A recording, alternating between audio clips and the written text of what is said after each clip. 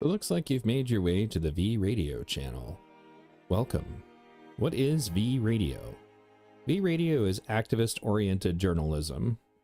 I do content that is palatable to both the right and the left, but I do have a slant on the truth, and sometimes that's going to anger people on the right or the left. I'm trying to cultivate a community of like-minded people who want to have the hard conversations between the right and the left to hopefully kind of chip away at the extreme levels of partisanship that we have in this country. Well, and the world, really.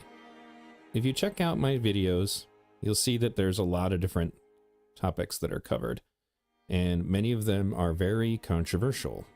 And as a consequence, the algorithm doesn't like me very much. And it doesn't really know what to do with me. You know, what do you do with a left-leaning guy who is anti-Antifa and anti-woke? You know, what do you do with the guy who is pro-gun, yet also pro-healthcare? Well, the reality that I think people don't really recognize is that most people don't really fit into these perfect little boxes that they've created for us. I did a whole video on this topic that I'll link to you guys if you're interested, but I just kind of wanted you to get an idea for what kind of content we do here. And I'm also available on a lot of different platforms. The only way to really be sure that you get all of my stuff would be to go to my HY page.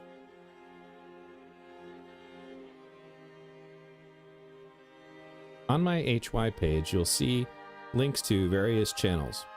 For example, my YouTube, my Rumble, my Odyssey, my BitChute. I'm also a podcaster. I have a lot of podcasts going back to like 2008. There's a Facebook group, there's a Twitter, my Patreon, PayPal, Subscribestar, Telegram, Discord, Getter. I'm also on Kick now and on TikTok. I don't do as much content on some of these platforms as others, but you know, it's also important though that you go ahead and subscribe to all of them, and the reason why is because some of the stuff I do is too hot for YouTube. So for example, if you go to my BitChute, you'll find that a lot of my videos that may have been blocked on YouTube find their way over here. Some topics, like this one for example, have gotten me banned for discussing for like a week at a time and gotten strikes on my channel. That kind of stuff makes its way over here to BitChute. I also put most of my other content here just for the sake of redundancy, because you never know when they're going to take you down. But this video, for example, you know, got me a strike on YouTube. Even though it's just the truth, there's no violence in that video, just somebody talking about it. And in addition to that, you know, again, as I said previously, you can follow me on Rumble and Odyssey. I'm just trying to get the signal out there to as many people as possible. Now, I'm not really in this for the money. Obviously, I will take donations like anybody else, but if you would like to support what I'm doing, you can do so at Patreon, PayPal, or Subscribestar. There are other ways if you wish to contribute. But one of the things I've noticed that happens if you become too attached to the monetary value of your stuff, you end up like catering to your audience instead of to the truth. And I kind of promised myself when I got back into doing this that I would never do that again. For example, am a left-leaning guy who had to expose the truth about what happened with Kyle Rittenhouse. My documentary on the topic got the first actual shooter arrested. I did a lot of coverage on this incident, and as you can imagine, my previously mostly left-leaning audience didn't appreciate it, and I told them they could go kick rocks. I'm not going to help people lie. And unfortunately, the left does have a lot of problems with that right now. So, the last time I polled my audience, however, there is still a substantial number of left-leaning people who listen to my stuff. But with the current political climate, they can't really come out and say that. But you can check these out in the playlist. For example, my documentary, The Kyle Rittenhouse Incident, it had some audio issues, but I did put together a timeline, and with the assistance of people from Anonymous and other sources, I was able to make an impact on the case. I also make documentaries about other topics, for example, comparing January 6th to the riots of 2020, etc. If you're interested in long-form content, I have plenty of that. If you're interested in short-form content, I also have that. So I hope that you'll check us out. In addition to the fact that obviously I would like you to subscribe to my channels, there's another issue. We have a Discord chat, and in the Discord chat, I go out of my way to be sure that the moderation is fair, that there's no personal attack. You're allowed to discuss pretty much anything. There's a lot of people on there that don't agree with me about things, and as long as they can conduct themselves in a manner that is mature and conducive to actually exchanging information, they are welcome to do so. So I want to emphasize, I don't agree with everything that gets said there either, but it's a reality. We do moderate it, and as a consequence, you're going to get conversations you're probably not going to get anywhere else, just because you will see the right versus the left arguing with one another about the facts of current events. That's part of my goal. I don't actually want a viewership that is made up of, like, bots who just follow everything I say or agree with everything I say. However, I do want the conversation to be civil and productive. If you can't do that, don't come to my Discord. But if you can do that, or you recognize the importance of that, please do come to my Discord. Thanks for checking me out. Hope to see you soon.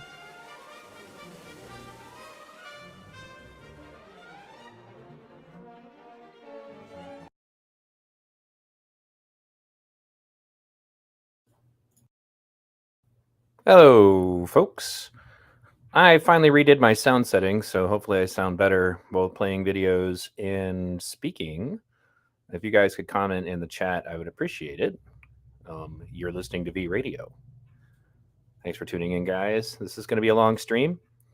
We're going to discuss Waco. I'm still working on getting a couple of guests who were present for Waco. And I would like to try to talk to somebody from Ruby Ridge, but that's a little bit harder. Less people to deal with there. But in any case, thank you guys for tuning in today. Please feel free to share the stream. Today, we're going to have what I cannot officially call a watch party. This used to be actually the reason why my internet nickname was VTV was because I used to do this. We used to just sit and watch videos and then react to them. Maybe occasionally pause them so that, we can discuss them. So in any case, thanks for tuning in. That was actually my new channel intro video.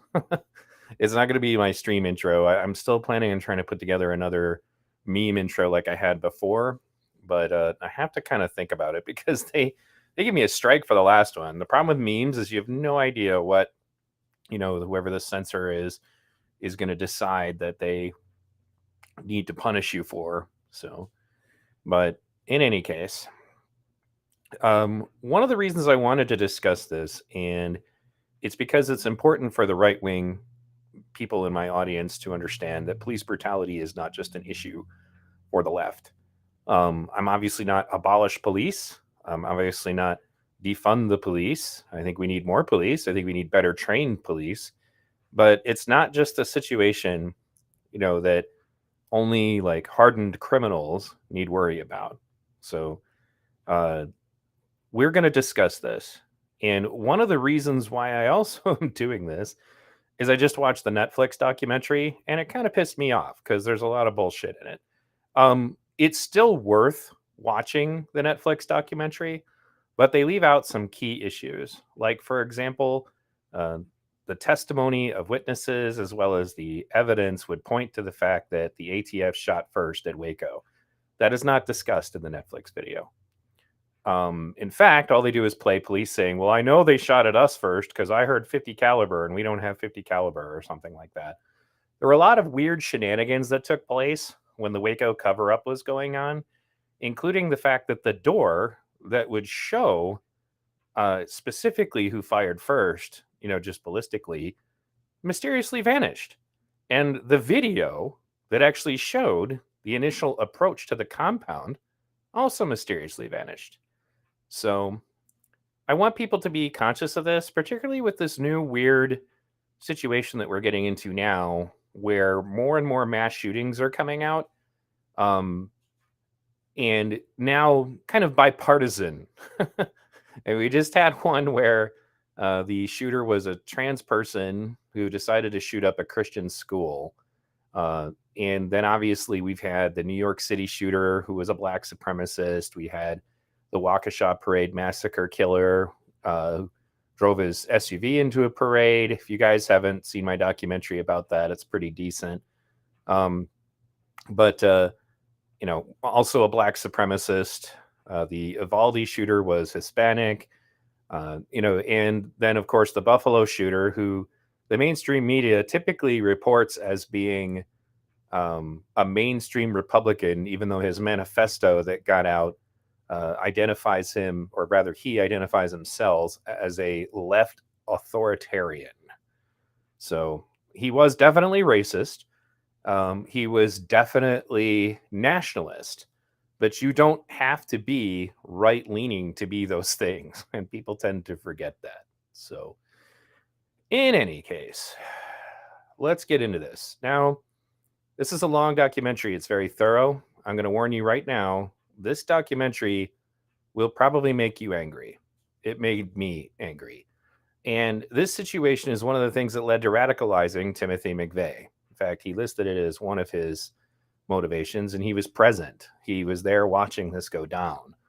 And obviously, I don't advocate for any kind of violent activism, but it's important to kind of take note that some of these people get radicalized, for reasons, and that's, you could say the same thing about the recent Tennessee shooting. The difference is like, I don't see the point of shooting any kids, that's let alone any innocent people. We don't advocate any kind of violent activism on this channel. And the reason why is not just because it's immoral, it's because it doesn't work. I've done plenty of videos on this topic. There's science to back this up, that terrorism actually does not work. It only serves to actually get people to look negatively upon your cause. We already saw that when you see Black Lives Matter support base went from it was 70% and then dropped down to 30% when the protests turned into violent riots. So that's not even a subject of question anymore. I want to thank all of you for your support. I want to take a moment to thank Winning Reality for the kind of telethon he did to help me raise some money for a wheelchair ramp. We raised about $1,500. It's not enough. So if you guys do want to continue to support me in that endeavor, have at it. I haven't done that yet.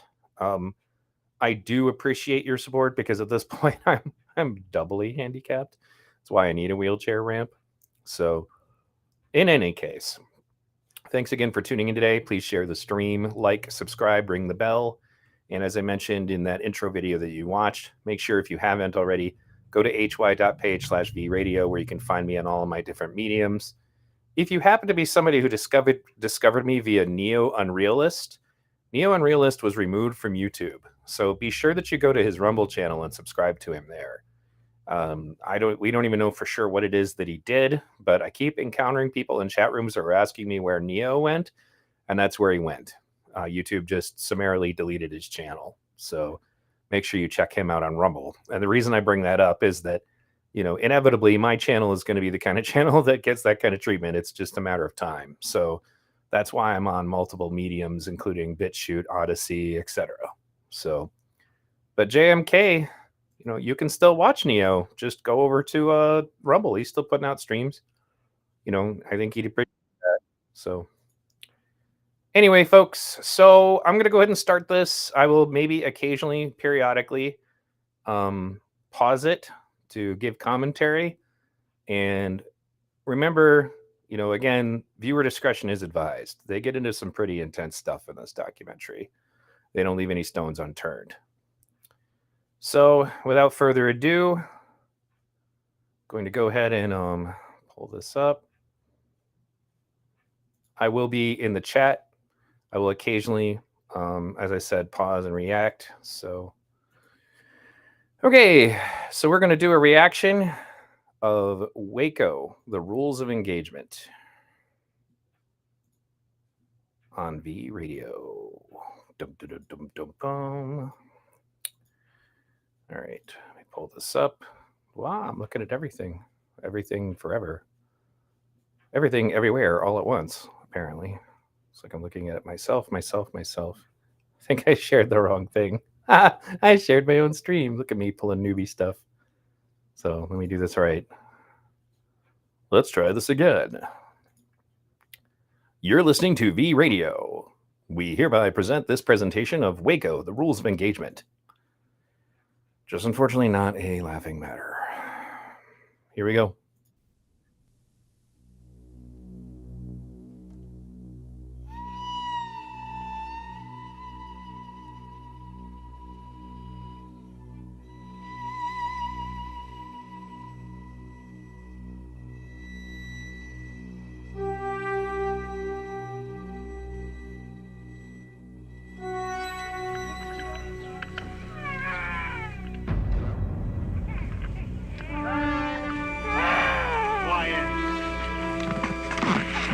David, he believes that you're fixing to hit us tonight, he says. No, we are not fixing to hit you. That is not true. Nobody's coming in there. Okay. You got my word, it's solid, it's 1,000% absolute, okay? Okay. I know that everybody's skittish, but, you know, we just got to work on the kids. Yeah, wait.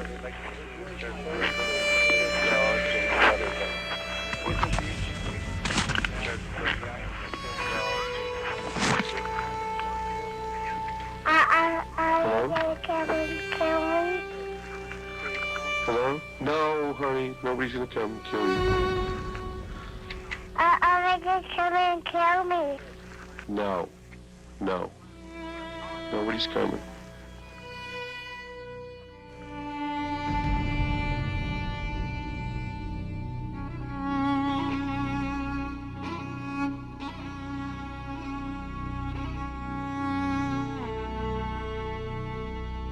What is God intending to bring out of this situation? If we do our part as his servants, the government does their part as whoever they are in the plan of God.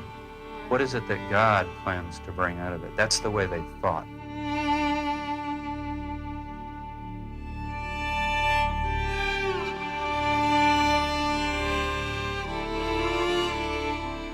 We never went in.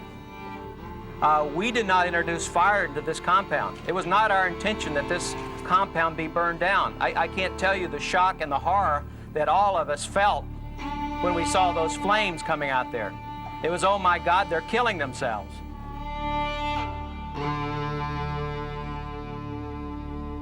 I just hope everyone doesn't jump to making decisions before they've heard our side, because right now all you're hearing is the press. You're hearing a very perverted press. Trust God, read your Bible, know what you're talking about. What are you doing with your life? What do you do every day with your life? Is it something God approves of? I mean, before you judge us, make sure your own life is clean. You know, I mean, we're being stripped naked.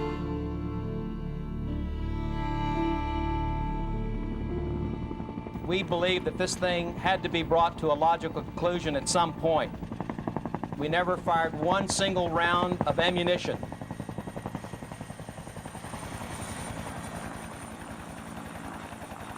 Were there rules of engagement by the FBI? What were they? Yes, they were, that they would not shoot unless someone's life was in danger.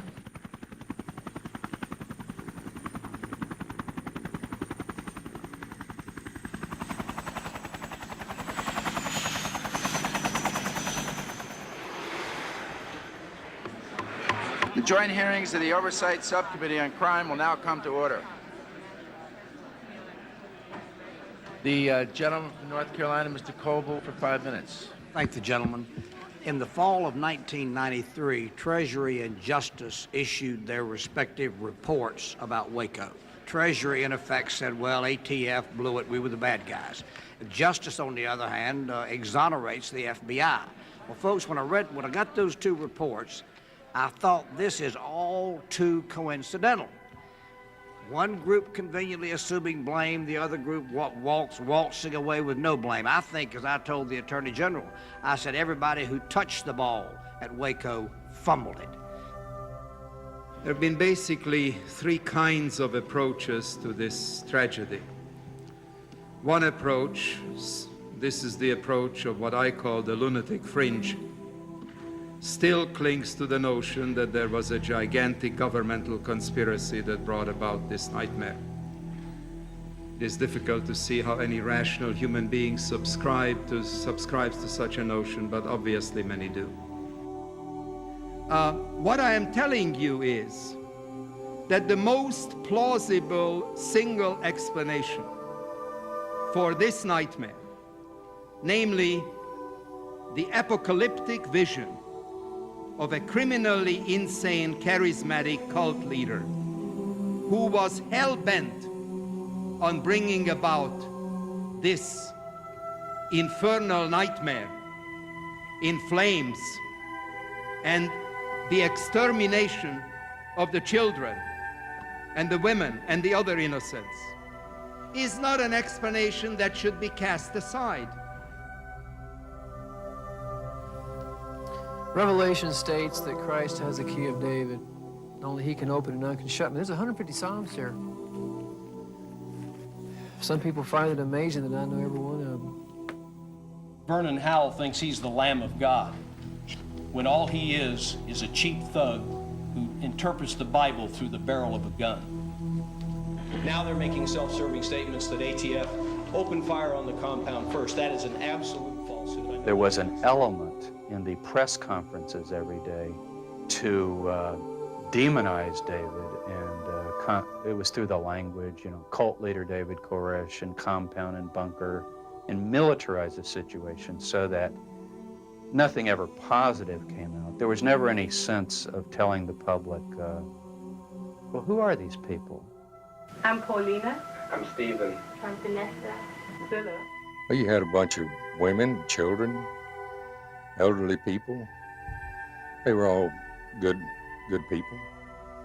They had different beliefs from others, different beliefs than I have, or maybe different beliefs than you have in their way of life, and especially in their religious beliefs. But basically, they were good people. I was around them quite a lot. They were always nice, mannerly. They minded their own business. They were never overbearing. They were always clean and courteous. I liked them. And what brings you all the way from England, a nice lovely home of which I've seen and been in, what brings you to America, to a place called Waco, Texas, or Waco, Texas? Anybody want to speak first? I've always wanted to know, to understand the Bible, and I wanted to know about the 7 seals. And I met somebody who could show me the 7 seals. I asked my pastors, my ministers. I was a former Seventh-day Adventist. Nobody could show me. And now I found what I've been looking for. The home video shown throughout this film is the only record of the Davidians during the 51-day siege. It was made because the FBI gave them a camera and asked them to talk about themselves. We're going to be just fine because God's in control. The FBI showed those tapes to no one, and in its report admits that it did not do that because it thought that those tapes would have won sympathy for Koresh. Of course, the public heard of David Koresh in February of '93, but the history of the group goes back for about 50 years, long before David Koresh was even born. The Branch Davidians are a break-off from the Seventh-day Adventist Church, Advent meaning the second coming of Jesus.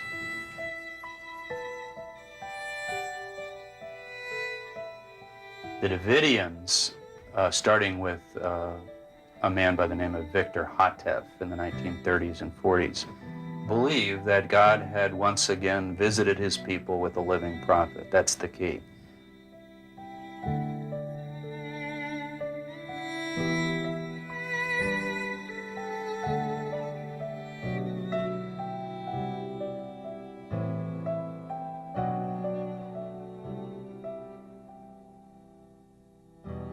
Victor Hotef claimed to be that living prophet and moved his followers to Waco, Texas from Southern California during the 1930s.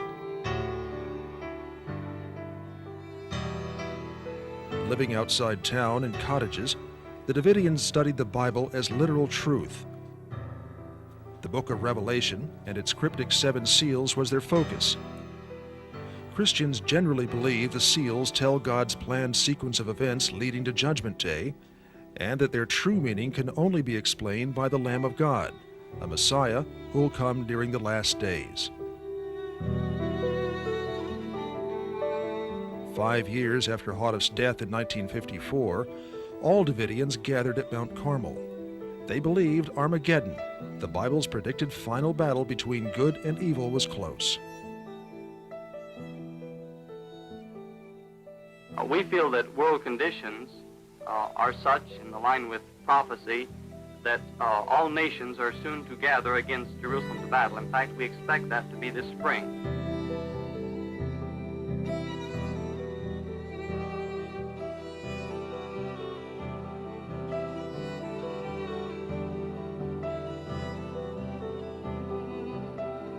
The Davidian church almost disappeared after that.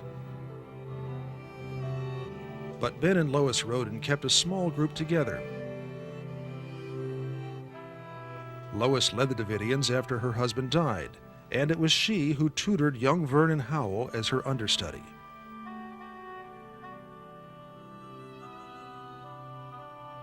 When Lois Roden died, a leadership conflict between Howell and her son George, dubbed the Madman of Waco, split the Davidians. It's a holy jihad. It's what you have with Khomeini against Israel. You've got a Vernon Howell against me. The majority backed Howell. When George chased them off at gunpoint, Howell and his followers moved to Palestine, Texas, where they lived together in buses and tents.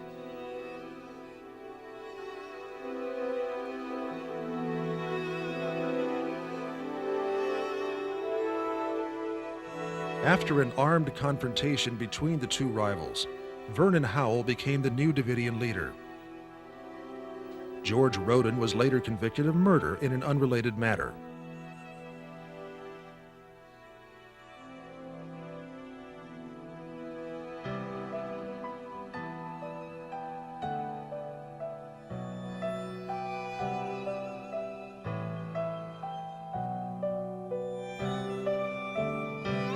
During a pilgrimage to Israel, Howell believed God had chosen him to be a contemporary Cyrus and free God's chosen people, just as the ancient Persian king Cyrus had defeated the Babylonians and freed the captive Jews.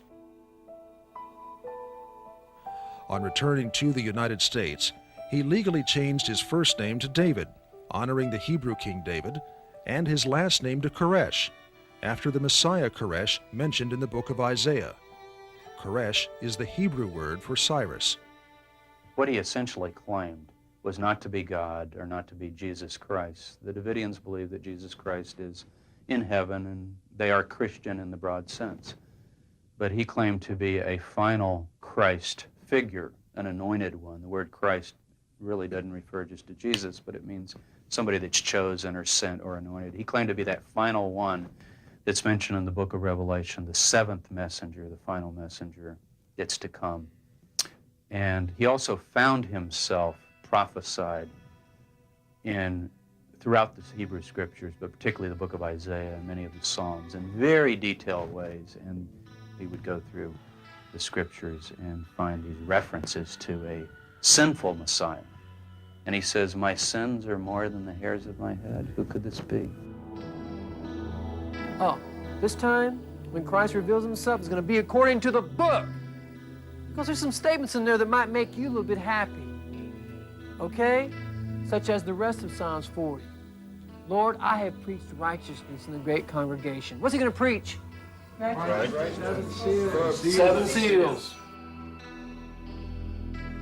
And see, the whole premise was, well, has to be true. It's in the Bible. So who is it? It's a Messiah. He's supposed to come in the last days, but he's sinful. In fact, the sinful Messiah phrase got picked up by the Waco Tribune-Herald and pushed in the wrong direction.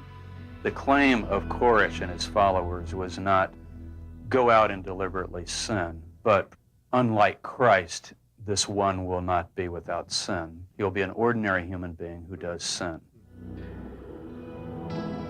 Attracted by Koresh's biblical teachings, new members increased the Davidians' numbers. In 1991, they recycled the lumber from the cottages and built the communal church that became familiar during the siege.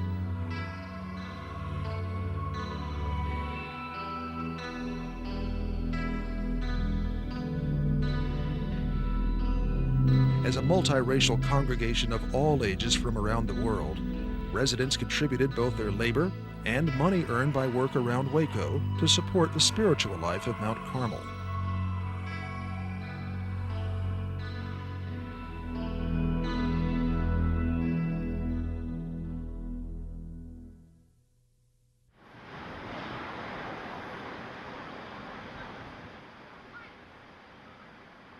Do you believe that Koresh was the Messiah?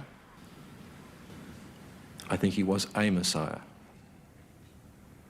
Would you say that many of the factors that had to be considered at Waco included the volume of weapons and explosives, the allegations of child abuse, and instances of violence in the past are these things generally consistent with the religious groups that you've studied? The pattern of allegations is a very familiar one, and those allegations may or may not ever hold up once people actually go and look at the group. And we can look at this pattern going all the way back into the 19th century. I mean, the way people described what was going on inside convents sounds an awful lot like what we hear people describing going on inside the Branch Davidians, or what people thought, as was referred to earlier, about what was going on with the Mormons in their early history. I think it's very important for us both to take those allegations seriously in the sense of actually investigating them, but also to realize that there is this predictable pattern once a group has decided that they want to live very differently and see the rest of us as wrong, that we're also likely to respond with a variety of kinds of fears and expectations and exaggerations. The two things about the group that I guess created the most sensation would be the reported sexual irregularities, polygamy, and so forth, underage women marrying David, and the arms. It makes nobody's business whether we have a gun or not at this place. Guns are the right of Americans to have. This is America. This is not Australia. This is not Europe. This is not where a country overthrows a bunch of people, takes away their weapons so that the people cannot argue any issues. Our government's the greatest in the world. We have freedom, not freedom for religion, not freedom for state, but freedom for all, you see? And that's what a lot of people don't understand. What he usually quoted is a scripture from Jesus on the night of his arrest, where Jesus did not resist. Jesus says, from now on, let him who has no sword buy one. Did King David have swords? Did Jesus tell the apostles to carry a sword with you? Yes. In other words, say, get ready for the future. This is for the little children, right? God knows how it should be. Stars and stripes are flying, give us justice and liberty for the children's sake. You know, you might have to bear a gun one day. Now, how does that translate into, say, the communal living, even the sexual arrangements of the group? It's still textually based.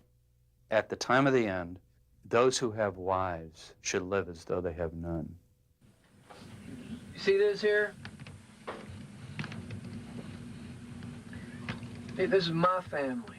It may not be like your family. Jesus himself is quoted as saying that people make themselves celibate for the kingdom of God. Our religion doesn't hurt anybody, but if we don't follow the convictions of our own conscience in the sight of God, then we're not serving God, and that's the way every religion should be. Now, David Koresh himself obviously is not living the celibate life. The family that you just showed that is yours, is that family mentioned in the scriptures? Anything to do with the 7 seals? Steve, you answer that. Y'all answer that. I mean, is my great, wonderful looks something that just women can't resist? Huh? It has everything to do with the seals. It has everything to do with the seals, you know? What they believed is that although celibacy is the way for the group, that this figure, this final figure, has the obligation to beget 24 children. And he has multiple wives. It's in prophecy, in other words. Might have been convenient, but this is what they found. A lot of beliefs people have may seem abnormal or strange to other people, but that doesn't mean that it's not right, though. And these 24 children are to become the 24 elders that are to rule the earth. And they found these various prophecies. He would have claimed, and did claim, that this was nothing to do with sensuality or sexual desire. Essentially, it was for procreation. And he believed that these children, through these selected wives, would be pure. And like no children ever born, they're the beginning of the new Eden. You know, our children know how to respect, they know how to be mindful, they know how to do right because they see it here. They see it in the parents. We subject ourselves to God.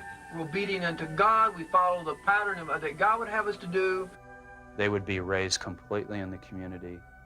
They would have never eaten even the diet of the world, the defiled world out there, never watched TV, never participated in all the things that he saw as a corruption of the culture. That's how they would explain it. I think that all you who got kids in the supermarkets who run and scream and who eat all this junk food all the time and all this candy, I think if you look at the children, you'll see the actual product of the parent.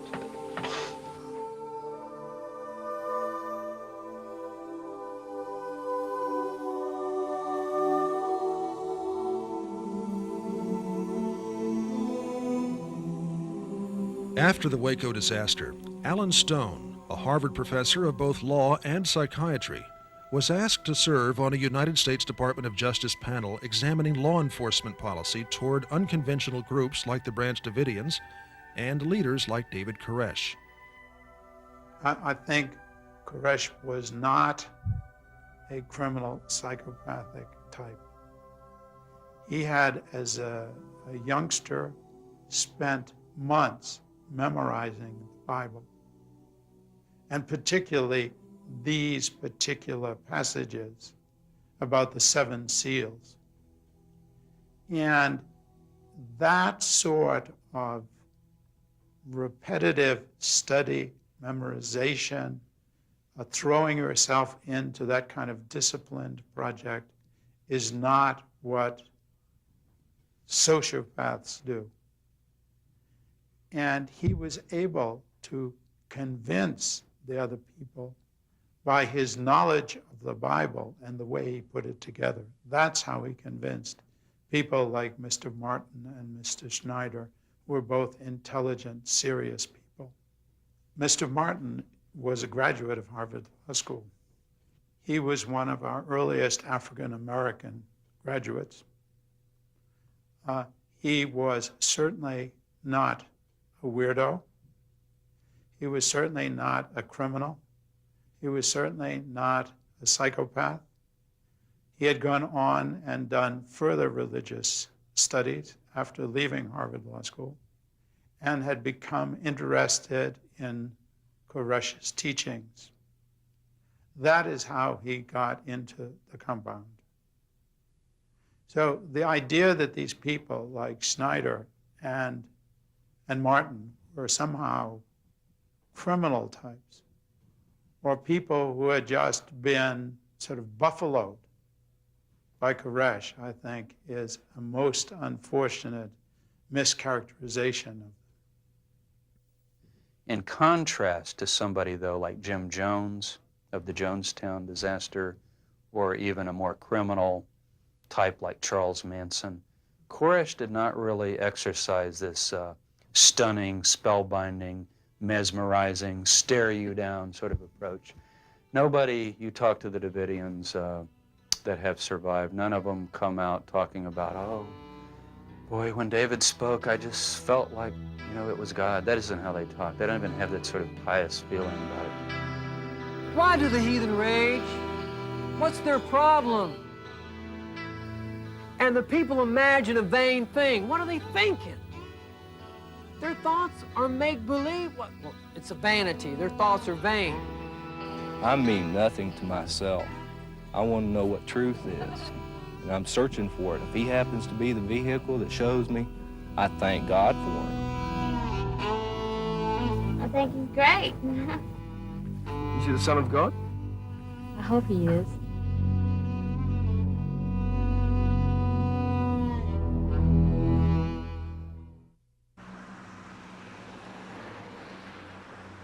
Could you kind of describe for us how your findings differ from the rest of the reports or the reporters who have covered this story? First of all, I want to say thanks for reading my book. Well, you're welcome. Always glad It's to my meet job. someone who does. The biggest surprise I encountered in writing this book is that I had no competitors. And naturally, my conclusions differ, or my questions differ, because I learned a lot more than they did because they abandoned the story when the building burned down. In general, this represents a major failure of the press in our country. One of the prophecies that had been around Mount Carmel since 1934 called for an ultimate confrontation between God's people, or those at Mount Carmel, and the forces of an armed apostate power called Babylon.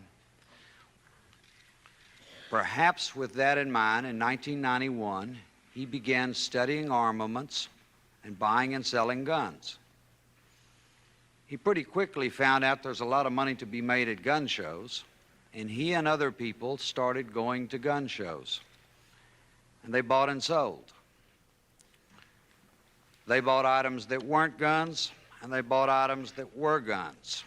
We now say, or the press now says, and most people say, they stockpile weapons. All gun dealers stockpile weapons. All gun shops stockpile weapons. We call those stockpiles an inventory. There was an inventory of weapons at Mount Carmel. A number of guys were involved in the gun shows, just as a number were involved in souping up and restoring cars, and just as a number were involved in playing in the band. There were circles or knots or subsets of people who had hobby interests that were only indirectly related to theology, and guns were one of those interests. There was obviously, firearms that were there, and there were a lot of individuals that had their own firearms, and there were, quite an amount of firearms. But being in Texas, we had people come from the community out to our property and shoot with us on our firing range. And it was not really a big deal. I went to a couple gun shows before. I'm not an enthusiast at all, to say the least. But I went to a couple gun shows. I met some people. And, some of our neighbors I would talk to had themselves, they had like 10 and 12 guns just in their little family. So I just kind of call it the good old boy syndrome, the good old boy, kind of mentality down in Texas. And it's a constitutional right. It's not, evil or demonized. Did you state in your book at page 122 that you thought that the ATF was seeking to enforce unconstitutional firearms laws? I found a scholar who studied the constitutional history of firearms laws and whose opinion is that they may not be constitutional. I was quite impressed to find out that that argument could be made, and thought readers deserved a chance to see it. Well, now that you've studied it and written and promoted it, what do you think now? Whether or not they're constitutional? Aren't you worried about that? Yeah, whether they're constitutional. If the findings of these professors are trustworthy, that is a question to be litigated in the courts. I understand. You've learned a lot since you wrote the book. That's what I'm beginning to understand. I mean, it's nice to write a book about what may or may not be constitutional and unconstitutional, but yet when you come here to testify, well, there's no question now that you've thought about it, this is not so unconstitutional as you would have thought. Now, just a moment. I didn't. Mr. Chairman, I think it is incumbent upon all of us to extend courtesy to these witnesses, and I don't see what harm would result or ensue if the gentleman were allowed to explain perhaps a response he didn't get a chance to do. I think we have to distinguish between illegality and constitutionality. Whether or not the arms laws are constitutional will be, at this point, the courts say they are. Tomorrow they may say different because of the research I cite in my book.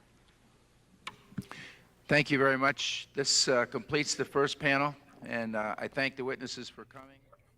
At this time, I believe that all of you have. So I want to take a second and comment on what you see there. because that same sort of thing is still going on in Congress today. When they think that they've gotten the answer from you and they want to gotcha you, then they can try to shut you up and say, I'm reclaiming my time. They do this to try to make sure that witnesses only get to say on the record what they want them to say. They pulled the same shit with the Twitter files.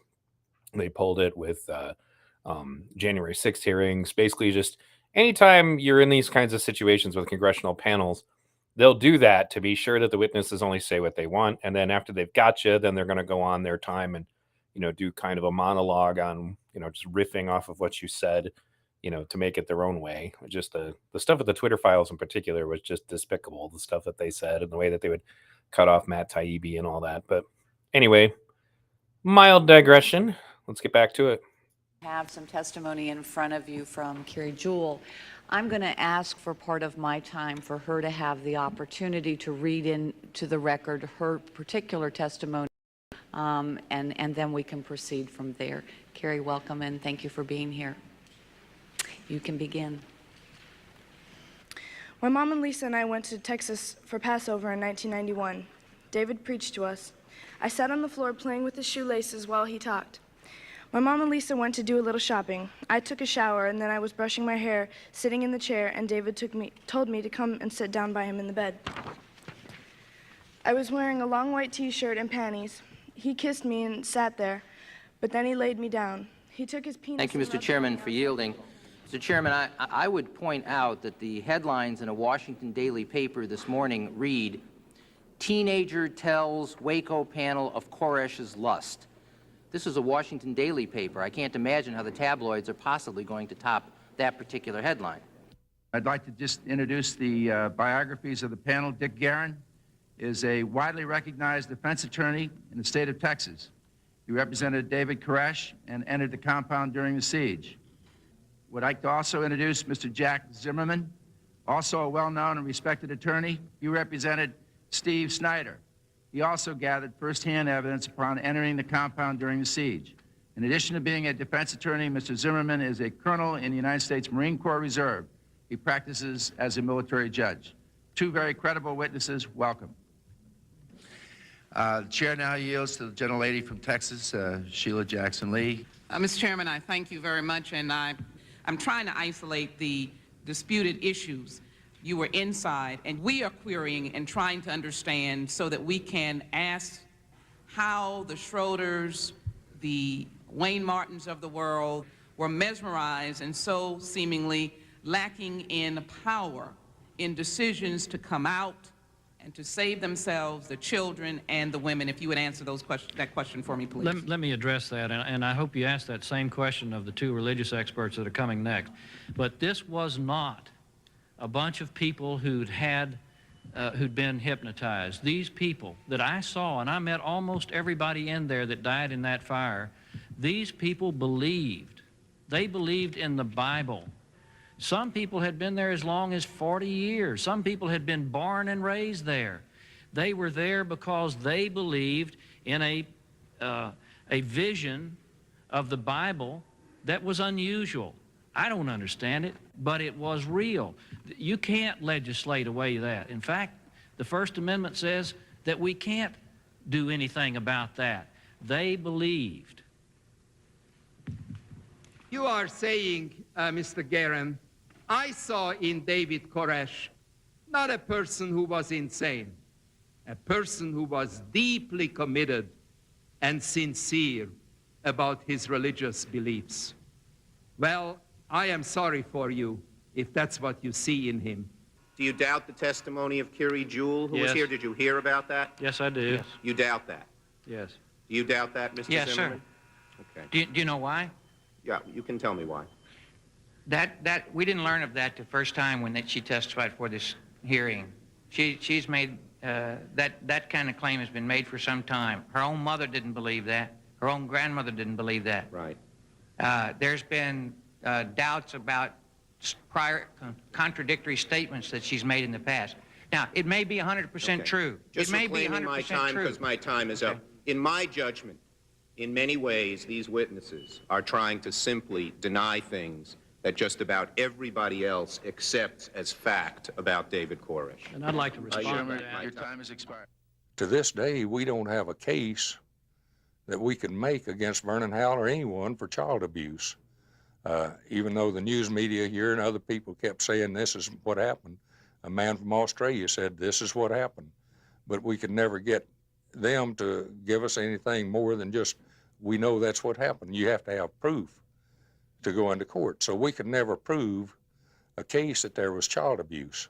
Keep in mind, too, that most of the girls who were involved were at least 14 years old, and 14-year-olds get married with parental consent.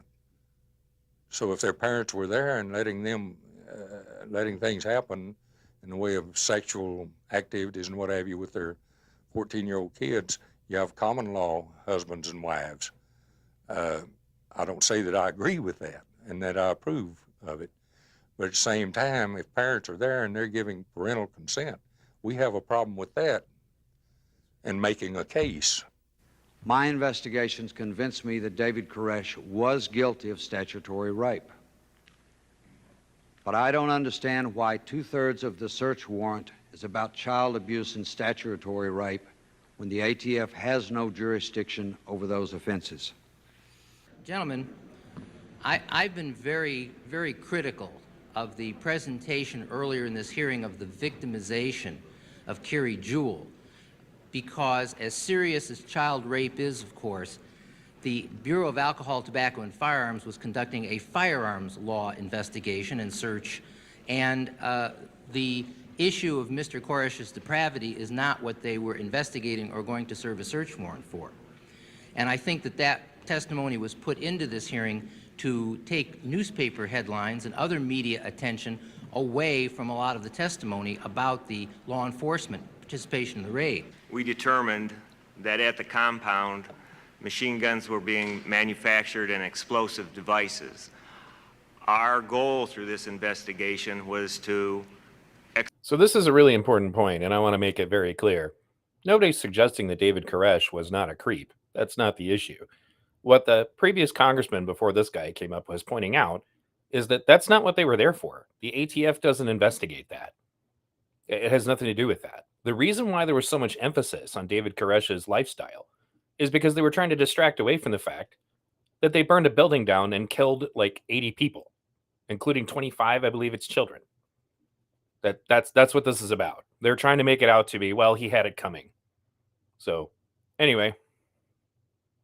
Execute a search warrant on that house to obtain those illegal weapons. In addition, it had reason to believe that Koresh and his followers might pose a danger not only to themselves but to the surrounding community. I think in the case of the Davidians, if people had listened carefully to their rhetoric with an ear toward an understanding of religious apocalyptic language, would probably not have been worried about them using these weapons against their neighbors. In a word, what the search warrant found was gun parts. Legal gun parts, but in this way. Both a hacksaw and a shotgun are illegal. Anybody can buy them. Owning a sawed-off shotgun is not legal. It was the duty of the ATF to show that those gun parts were owned with an intent to create illegal weapons. I'm not a lawyer or a judge, but my reading of the warrant does not convince me that that intent was there. Do you say it's not been proven that there were 48 illegal machine guns and a bunch of illegal hand grenades on his compound? I believe there were 48 illegal automatic weapons on April the 19th. I don't know that that's the case on February 28th, sir. I see, but there were weapons there. Yes. How about hand grenades? Was there testimony about that? Or were they just... I don't know. I don't recall that. Do you recall, Mr. DeGuerin? No, I don't know any. Even though you know every other detail about the trial. That's not fair, Mr. Schumer. Do you doubt that there were 48 illegal weapons and hand grenades there? I've never said I knew all the details of the trial. Do you I've doubt never that? said I'm asking he you was that peaceful. right now, sir. What is your question? My question is, do you have doubts that Mr. Koresh had on his compound illegal weapons and illegal hand grenades? Do you have any doubts about that? No, he told me he had illegal weapons Do you there. have He doubts did not tell me that he had hand grenades there. I see. And I saw no hand grenades. I did see some grenades that the ATF had thrown in, and I brought one out. What do you mean thrown in? The ATF threw in grenades in their dynamic entry. No, they didn't throw any grenades in, as I understand it. I brought one out. They were flash packs. They did. So we're seeing more of what I was talking about in regards to the Twitter files. Schumer keeps taking pot shots at any of the witnesses. One of the reasons you got to remember that this is a partisan issue is because it was Bill Clinton who was in charge during all of this. So the Democrats, and their administration were kind of the ones holding the reins, and the person that he had appointed to handle it was the one who finally authorized the actual attack that led to the fire. We'll get into more of that later. Have you ever seen what a flashbang can do to somebody? It's a grenade. It has an explosive charge in it. It's very dangerous. It can blow your hand off. It can blow your face off. It can kill. I would have brought out some of the unexpended grenades that the ATF threw in, but I was worried about bringing out a live grenade, so I left them there. There were a number of grenades. Okay, Mr. DeGuerin, I think that would hamper your credibility because you're the first person who would say that those were grenades. 6.5 hours of defense lawyers, their marathons, their ways of sliding over the truth was very unfortunate. This idea of the FBI having hand grenades, not flashbangs, but hand grenades. And finally, coup de grace, Mr. DeGuerin said flashbangers can kill, injure, maim. Anyone who knows anything about these things knows they can't. Mr. Kavanaugh, I have in my hand here a amount of Play-Doh. Mr. Bush, if you could, this is just standard Play-Doh. If that were a flashbang grenade or a stun grenade, the same thing, which was live, which pin had been pulled, would you feel comfortable just holding that in your hand? Well, Mr. Barr, a flashbang grenade, my answer is no. I would not want to hold it. Those are classified as destructive devices under 26 U.S.C. Section 5845F, aren't they? Yes, sir, they are. That they can kill people. Is that true? Certainly, yes, sir. Well, a gentleman by the name of Warren L. Parker, an explosives enforcement officer, Bureau of ATF, on May 11, 1994, in court, said under oath that they are designed to help kill the suspect while not endangering the law enforcement officer when they're used for those purposes. I'd like to focus on the search warrant. First, it was put together, as a number of witnesses have testified, in a prejudicial and inflammatory manner. And second, it clearly misstates the U.S. Code statute number for the offense charged, and I think makes other technical mistakes in the law, which means to me it was put together in a sloppy fashion. Now, you put together inflammatory with sloppy, that translates to me that ATF was in a hurry to make a big splash with something. Why was a warrant sought in the first place, since David Koresh, on learning that he was being investigated by ATF, invited the agency on July 30th, 1992, through his gun dealer, Henry McMahon, to come to his residence and inspect his firearms? They never once followed up on that offer, never even tried to follow up on that offer. I can't imagine any circumstances that I would not take up such an offer. It indicates to me not a willingness to accept the terms of Koresh's when to go out there, but it indicates a mindset that perhaps it was non-willful. Perhaps what the ATF thought were violations of the law were really things that Mr. Koresh thought were legal. Suggests perhaps that what they really wanted to do was to conduct a raid, not make an arrest or conduct a search. In the opinion of the agents, this the planning for Waco and the manner in which it was done for the purpose of publicity. Mr. Hartnett, there's a rumor, and surely it's unfounded, that the publicity person or public relations person for ATF had released some kind of a press communication the night before to media around the country that something big was going to come down in Texas. Yes, and we heard that, and she called a reporter to ask if he was going to be in. Why did she do that? She wanted to be able to get a hold of them if there was a story and they recovered these arms. Wouldn't it be ample time after they were recovered? Oh, yes. I mean, what happened is that I contacted Channel 8 and Channel 5 in Dallas. I just said we might have something going on here in Dallas this weekend, and I'd like to have a weekend contact number, and that's what I was given. What was the purpose of contacting them? Were you actually seeking publicity for the agency? Absolutely not, sir. Okay, maybe then I don't understand the purpose for contacting them. This is really important, guys. Why are they contacting the media? for a big, huge raid where they're going to sneak into somebody's house, well, a compound, as the case may be. This is really important, and they're going to get into it later. This was a fundraiser. They needed to make a big show here. They literally invited the media. That's actually what caused all of the problems, and we'll get into that in a moment.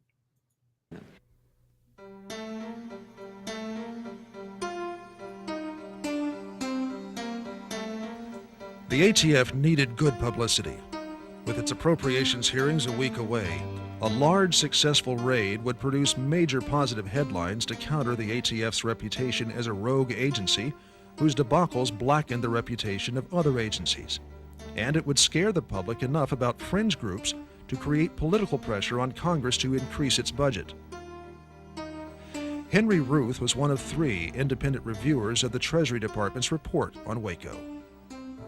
At least part of the ATF motivation, even if it never rose to the surface of... Another really important point, guys, don't forget, this wasn't that long after Ruby Ridge. So they needed something to go back to looking like, competent agents. They needed to somehow try to fix their image by, going after what they could try to push into the public eye as being, actual bad guys or whatever. So this whole thing it was a PR stunt and a deadly one. Discussion was to enforce the morals of our society, to enforce the psyche of right thinking by retaliating against these odd people. Almost 100 agents spent 3 days in dress rehearsals at Fort Hood, Texas, all at U.S. Army expense. In order for the Bureau of Alcohol, Tobacco, and Firearms to have obtained the military assistance they did receive, not because of the Posse Comitatus Act, but because of existing military policy, they misrepresented to the military that this was an anti-drug raid when it was never an anti-drug raid. As practicing lawyers, we know that usually judges rubber stamp the applications for search warrant. I think it was House Bill 666.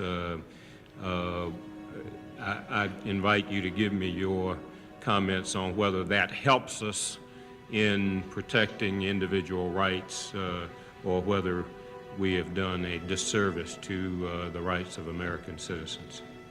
One thing I can beg that you not do is do away with the exclusionary rule. I think that's the only thing that has been shown to be effective in enforcing the Fourth Amendment. This Fourth Amendment guarantees the right of the people to be secure in their persons, houses, papers, and effects. Ironically, a charred copy of the very amendment was found in the debris at Waco. There's the charred copy that was found right there at Waco. Unfortunately, there are many people who still, when they speak to me about Waco, say, well, those people were involved in drugs. And there's no evidence that Koresh was or that any of these people were.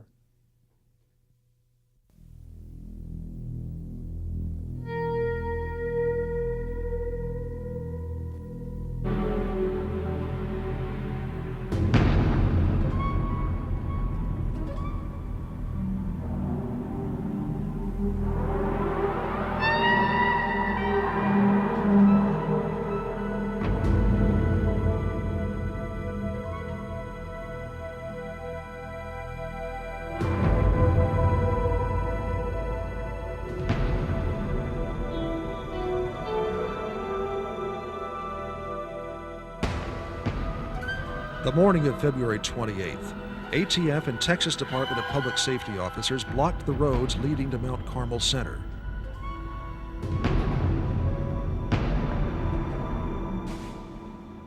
Several miles away, the raid team was busy suiting up, fully expecting to surprise the Davidians.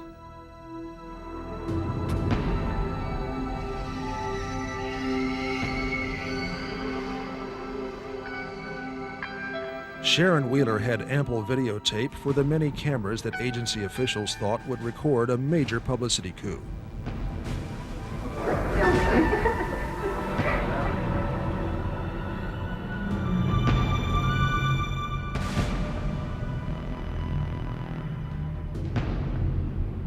Most of the 130 men, women, and children inside Mount Carmel learned about the raid only minutes before it happened.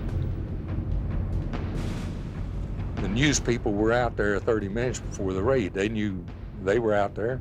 That's how supposedly they were tipped off by a news person. About the time I got there, David came in from the other side, different side of the room, and came in and said that they'd heard that somebody was coming, and he wanted everybody to remain calm and go back to their rooms and just stay cool. He would go down the front door and talk to them. You're with Koresh, correct? He gets very nervous. Did you request that the raid be called off because the element of surprise had been lost? Yes, sir. I arrived at the command post, and the first thing I asked was, "Where's Chuck? Where's Chuck?" And they advised me that he had left. At that time, I started yelling, and I said, "Why? Why? They know we're coming. They know we're coming." I did not feel he knew that we were coming at that time. When I talked with Robert, like I testified before, I took notes while we were talking over the thing, and I've read all of Robert's statements. Robert did a great job, but I think everything that you heard as far as testimony was not passed on to me. Those two men know what I told them, and they knew exactly what I meant. And instead of coming up and admitting to the American people right after the raid that they had made a mistake, that the element of surprise had been lost, that the agent had advised them that they knew they were coming, instead of doing that, they lied to the public, and in doing so, they just about destroyed a very great agency. The helicopters were to arrive first at the rear of Mount Carmel and divert the Davidians' attention from the ATF agents moving in on the ground from the front.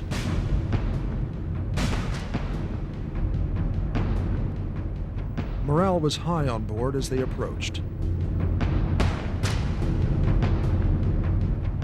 Approximately 9:15, we saw 3 helicopters, 2 small ones and a large one. And we sat there and watched them. They were making big loops behind the compound, just sort of circling, not the compound, but behind it. And I got the camera out and proceeded to shoot the helicopters flying around. So I've got 3 of them. We put the camera back in, we look up, and a cattle trailer goes by. It's chock full of ATF agents.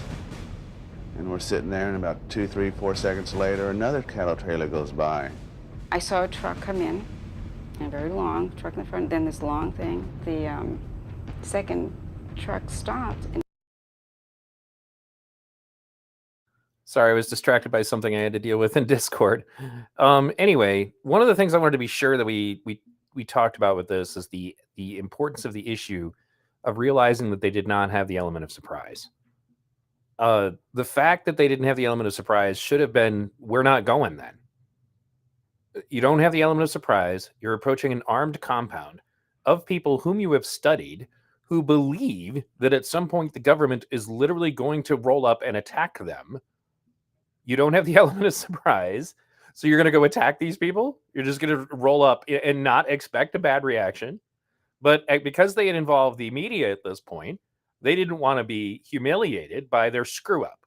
So that's why they went anyway. And it was one of the biggest blunders in law enforcement history. It got a whole lot of people killed. Let's keep going. barely stopped, and a man jumped out in all kind of whatever gear it was he had on, and had a gun in his hand. He says, "Okay, boys." Then I heard a voice to the right of me, downstairs. I could tell it was at the door. Then I heard a voice on the outside.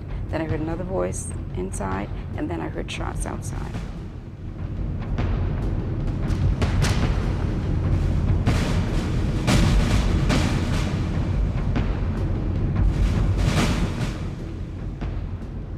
And when we drove up, the Davidians opened fire. And I'm sickened by any other assertion. I sat there and I watched it. And the gunfire came through those double white doors. I watched it. It's unbelievable, but that's what happened. and anybody else who says anything different, they shot first. And if I thought that an ATF agent would drive up in front of a structure and shoot, I'd throw my badge in the garbage. It didn't happen.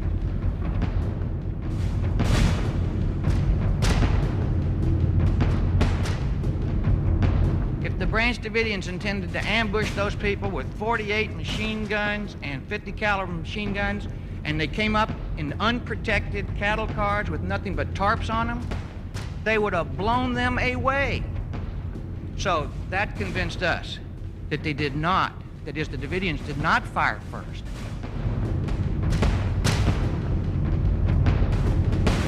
I sat by that door for several hours. I went in and out of that door 10 times, and I saw the bullet holes on the door on the right side. Almost every bullet hole was an incoming round. And what I mean by that, it's a metal door. You could easily tell that the bullets were incoming rounds. They were punched in. Now, I'm not the Marine expert that Jack Zimmerman is, but I've been hunting since I was 10 years old, and I know a bullet hole when I see it. And those were bullet holes that were punched in. What is your name? My name is Judy Schneider-Koresh. This is my daughter, Mina. And as you can see, I was wounded when the ATF came in and assaulted us. I was quite surprised to see our government act the way it did, in that David went to the door with his hands up and said, "Don't shoot, there's women and children in here." And yet they opened fire and fired at everyone here.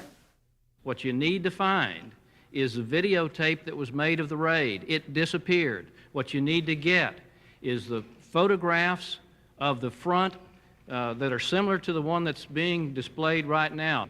Now, you have the power to get that evidence, and you ought to get it. I think we may be able to get the door so we can... Sir, if you could get that door, make sure that you get the correct door. The door that survived for the trial was the door on the left, and the door on the right disappeared. It has to be the door on the right. That's where I saw the bullet holes.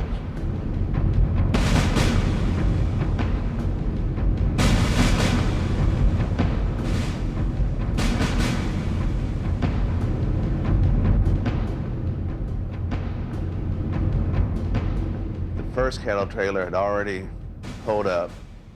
The second one was pulling up when we got about halfway down the driveway, and all hell broke loose.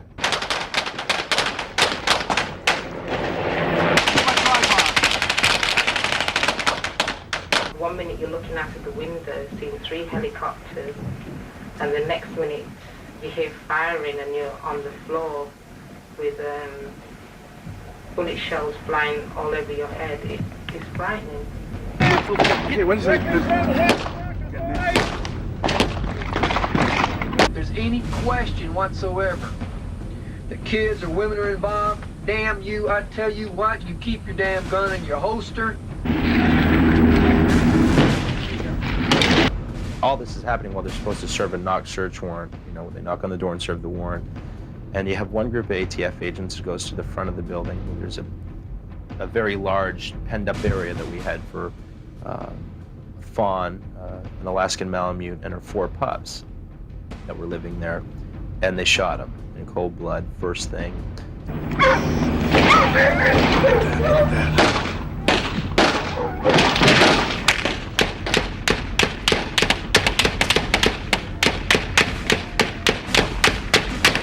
This was an unreasonable search done in an unreasonable manner with excessive force.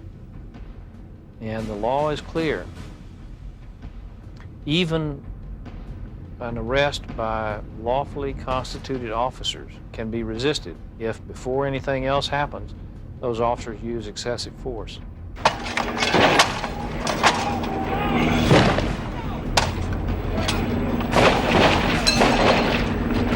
So funny modern point on this. The same day that Kyle Rittenhouse was cleared, a black individual was cleared using self-defense as his defense for shooting 2 police officers. What the lawyer just said is very relevant. Let's continue.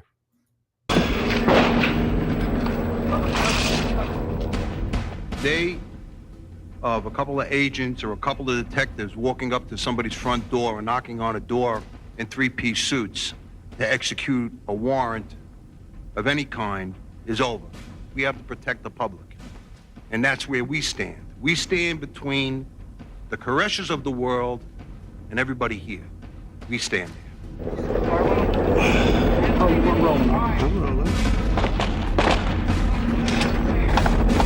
Don't turn the camera off. Go back to the car and give me another tape then. Wayne Martin, one of the people inside the compound, almost immediately after the raid began, called 911. He called for a cop and was complaining that they were being assaulted, and he wanted it to be called off.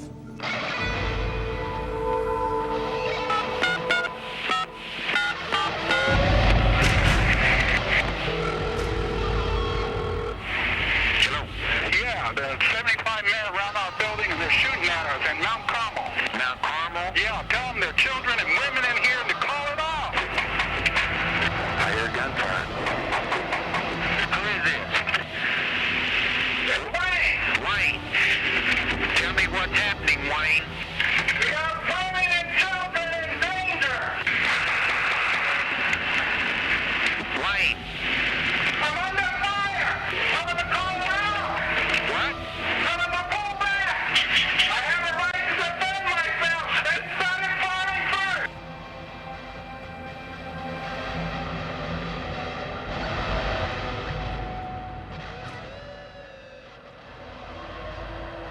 First 15, 20 minutes, it was get the job done, shoot the video.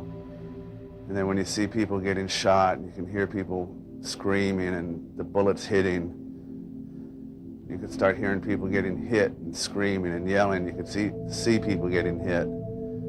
I have 2 daughters, and I started thinking about my daughters. And at that point, I wondered, how the heck am I going to get out of here? Somebody said to me, Winston Blake is dead. I said, where's he at? And they said, he's up in his room. So as I'm approaching Winston's room, I could hear water running, and I couldn't figure it out. What would that be, But as I turned into his doorway, Winston's lying on the floor beside his bed in a pool of blood and water, and there's water pouring into the room from just dozens of bullet holes in the water tank that was right outside his window. And the window was all shattered and everything. I figured that, judging from the angle of the bullets coming down from the outside and into the room, that it had to be from helicopter. There's no buildings, tall buildings out the back. Anybody on the ground couldn't have shot at that angle into the water tanks. The Davidians shot back. The helicopter landing in the foreground has been forced down by multiple hits. 17-year-old Peter Gent was inside the silo scraping rust when the raid began. Gent is barely visible in this news video as he climbed to the top to see what was going on. The video apparently shows him being shot from this passing helicopter. Gent falters and then drops back onto the silo's roof. Federal officials didn't let the Davidians remove his body for 5 days.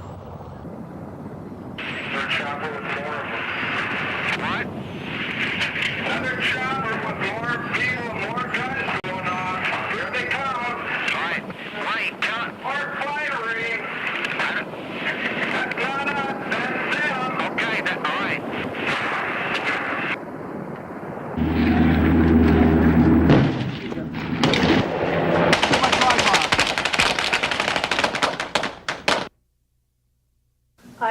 I don't know how the American people can stand by and watch such a thing take place. We have people out here, we have all these people, women, children, tiny babies. These men came in here and they started firing on us. The bullets came through the walls and people were killed, people were injured. And this is America. Hey, wait a second.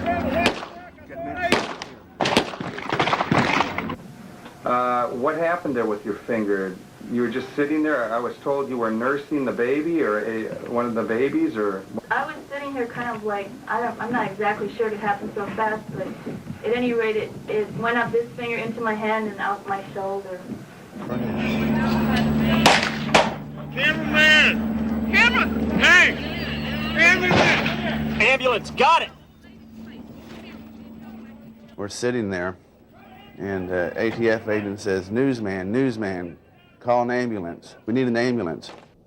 John got back into the car, and just as he was reaching the car, he opened the door, and a bullet went through the door jamb, and he dove into the car. And we had to physically make the phone call. And this is, from my understanding, the first time that an ambulance had been called. And this was well into the gun battle. For some reason, they didn't have any communications. Why would we have to call for an ambulance? Nobody was going to get us out. The McLennan County Sheriff's Office, who always did a good job in this case, could not get us out of this. We couldn't call 911. I mean, we couldn't call anybody. Well, it just seems interesting to me that they didn't even have telephones or communications to get that 911 communication back and forth that Wayne Martin had from inside the compound for 20 minutes trying to stop the shooting. But at the same time, they had fax machines, telephones, and computers, and were ready for whatever PR they had. That was a mighty strange operation, to say the least, and certainly a fatal flaw, not to pun a word. Mr. Hartnett, was there a raid plan? We had pieces of it, if you know what I mean, that they hadn't brought it together. It was right in the middle of an order going out to the field, giving them specific instructions on how to, written raid plan, how to bring it together and forward it forward. Well, it was out for coordination at the time. What I received was written, but very, very abbreviated. In your review, did ATF, and they're participating in this close combat support, did they have go, no-go procedures? Yes, sir, but of a very, I'm looking for the appropriate words. I'll just call them unsophisticated variety. An unsophisticated variety. That's very tactful. You're being very tactful today. In your report, you weren't as tactful because you said their lack of contingency plan basically was, quote, an oh shit plan. Isn't that basically what you... Those were the words like, that were given to us. I'm going to run from the building, yes, take cover, oh shit, it's coming.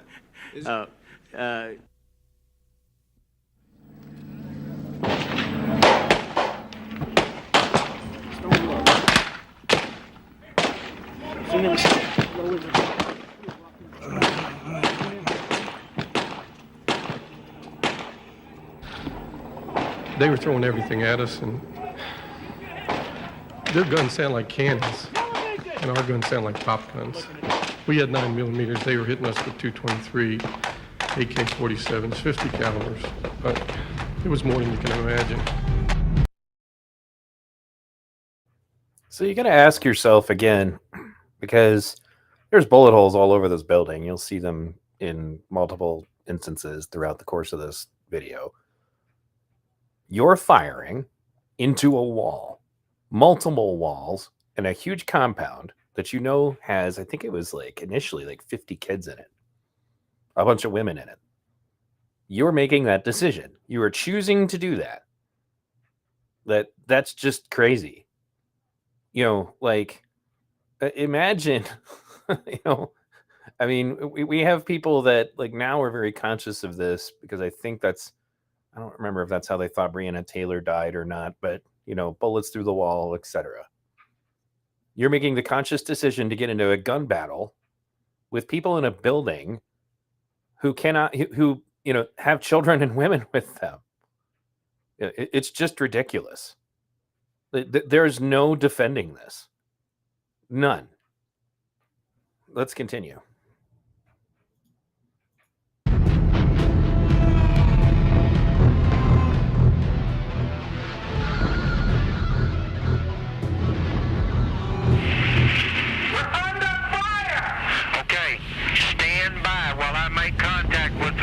Okay?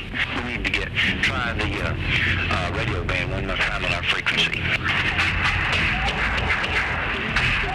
You call it DPS. Hold on just a minute, Wayne. Hello. No, I have not. And nobody's responding to the damn radio. They want everybody to back off and talk. I'm trying to get what radio frequency. They told me the radio land. We're not getting a response. I can't believe this.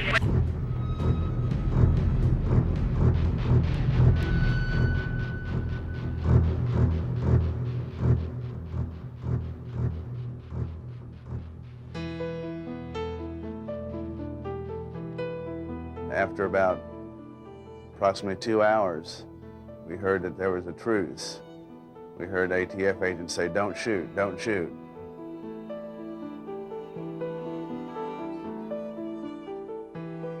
The agents were out of ammunition.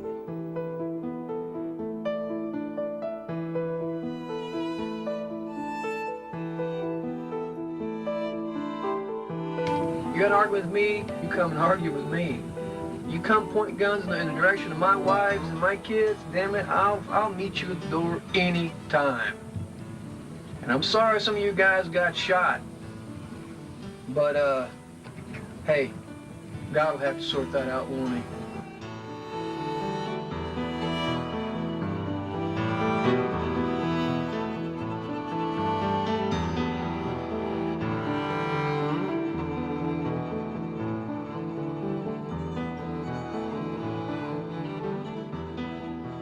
They could have killed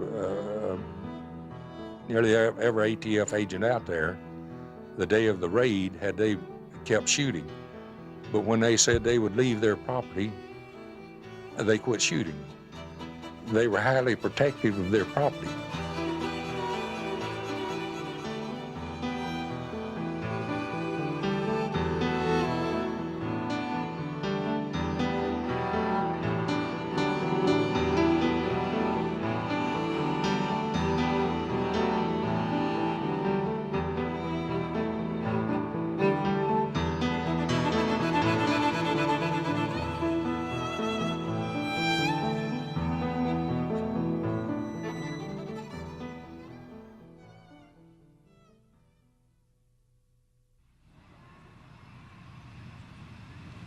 Chair, I recognize Mrs. Taylor from Mississippi. Do you have any combat experience? Excuse me, sir? Do you have any combat experience with 26 months, sir. Commanded 2 artillery batteries in Vietnam. in Vietnam? Yes, sir. Ms. Zimmerman, Have you seen anything or heard anything that would lead you to believe, or read anything that justifies the murder of those 4 ATF agents and the 20 more who were wounded by the Branch Davidians by David Koresh and his followers on the morning of February 28th? Yes, sir. Yes, sir. All right, tell me what it is, sir. Because The you're the first jury in people to San say that. Antonio, the jury in San Antonio found that the killings of the 4 agents were in self-defense. They were acquitted of murder, sir. Did you know that? They were acquitted of murder and acquitted of conspiracy to commit murder. Every single defendant, all 11 were acquitted of murder. Are you going to tell me that every murderer in this country who's walked was really innocent? Well, you asked me, did we know of anything that would say that they weren't guilty of murder? And the answer is yes. I wasn't there, but if the ATF accidentally or however opened fire on people in their home and all they did was defend themselves in their home, then under the law, that's justifiable homicide. It's not murder. And is there any way that somebody could believe that justifiable homicide could be used as a defense here? No, Mr. Schumer. Assertions that we had helicopters or men from Mars shooting at them is nonsense. Our agents were laying on the ground, shooting at a tower 3 stories high. Should we be surprised there's bullets in the roof? Of course, I agree with you, Mr. I'm Kavanaugh. sorry. Thank you. We must understand that not one agent who was at the raid on the scene on the 28th. So real quick, the point that was just made was relevant, and a lot of people don't talk about this, but it's the fact that the people, the Branch Davidians were put on trial locally in Texas, and they were all acquitted under the self-defense clause. And that's why they're trying to make little of this right now. Because again, this made Bill Clinton look pretty stupid. That's why Schumer's got a big hard-on for going after all of the witnesses. So, but just to be clear to those of you out here that are getting a hard-on against the left, George Bush would have done the same thing. Guarantee it. He was just as bad. And what's worse is that through the Patriot Act, it would have been even easier. But anyway, let's continue. Made a written report of it. That's highly irregular. On March the 1st, the ATF initiates a shooting review. Johnston, the Assistant United States Attorney, advised Hartnett to stop the ATF shooting review because ATF was creating Brady material. Brady material, ladies and gentlemen, is information that might tend to show that someone accused is innocent. In this case, the Branch Davidians now in federal prison for possessing weapons at a federal crime scene. Now, they try to explain this to say, well, that just meant, we don't want to, compromise the prosecution. You don't want to compromise the prosecution by revealing evidence that might tend to show that somebody is not guilty of the charges? Well, that's not where we are in this country, I hope. Is it your experience that these memos came out every time there was a shooting review that took place? No.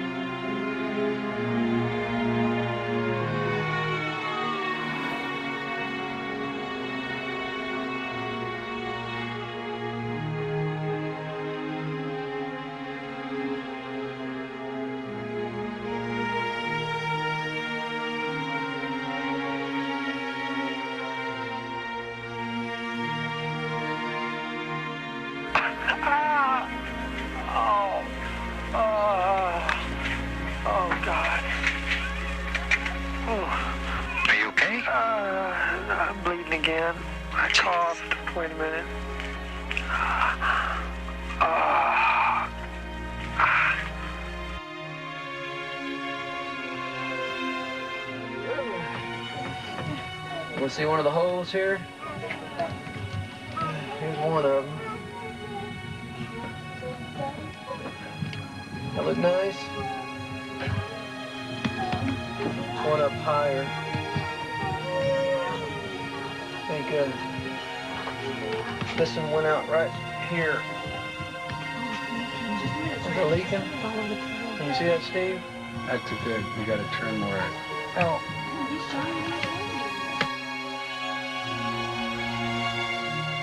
So one interesting point that occurred to me recently when I was revisiting this issue is something like this could never quite go down like this, because these people would have had cell phones. They would all have been able to go live anytime they wanted.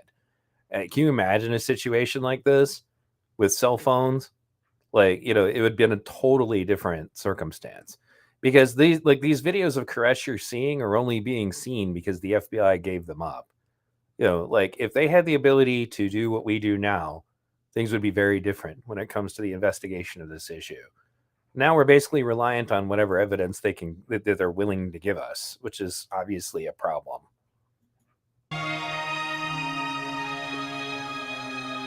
If you die, you tell me, if you die from that wound, I want you to tell me what's going to happen. Well, I'm not going to be around anymore, am I, to influence anybody, right? Well, David, listen. No, Jim, listen. This has been painful for us. Come on. Listen, Jim.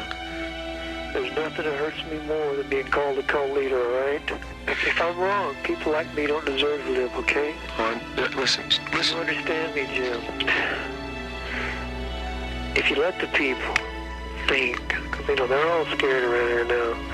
Don't burn our building down. Oh, we won't do that. Don't shoot us all up. They've got to have that time. David, if you die, you're leaving your people helpless. Look, they're God's people. But if I'm just an instrument, okay? I'll show them out of a book what God teaches. But it is for them to decide. By the way, none of these clips were included in the Netflix documentary. That's one of the reasons why I wanted you guys to watch this. Again, as I said earlier, the Netflix documentary is worth watching because it has some stuff in it that this doesn't. And it fills in some holes, particularly about the identity of the people that we later see that were caught on thermal camera from an airplane firing into the building as the fire was going on. I figured out who they were because people who had watched that footage, which I'm pretty sure, I hope it's in here, but there was thermal footage of this during the fire, and there were people laying on the ground firing their rifles behind the complex into the building, and we didn't know who they were. They were surmising that they might have been Delta Force or something, but those people essentially are all kind of identified when you watch the Netflix video. And there was a different, a specific anti-terror team that works specifically for, I guess, the president, who was, the people that we were trying to identify earlier. At least that's my guess. So anyway, but all this stuff about David begging for their lives, don't burn our building down, etc., none of that made it into the Netflix documentary. Is this bleeding again? Yeah. Oh, well, you can see it anyway. It's kind of painful. Oh, it ain't nothing, tough guy like me.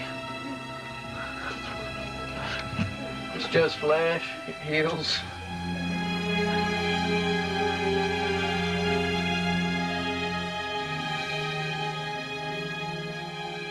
Some Davidian mothers sent their children out of Mount Carmel. As they were delivered to a rendezvous point, news reports said 3 Davidians tried to escape by shooting their way past ATF agents. The story was false. Sunday, my husband was killed by ATF agents. I want everyone to know that that was totally against. He was just coming home to his family. He didn't kill anybody. That's all.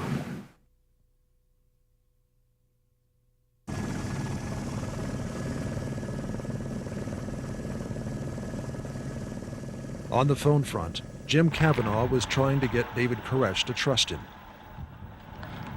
Well, I think we need to, set the record straight, and that is that there was no guns on those helicopters. There was National Guard officers on those helicopters. There was no guns on those helicopters. That's a lie. That is a lie. He's a damn liar. Did you hear that? I know what he said, but it's not true. He wants to talk to you now. Okay. Now, Jim, you're a damn liar. Now, let's get real. David? No, you listen to me.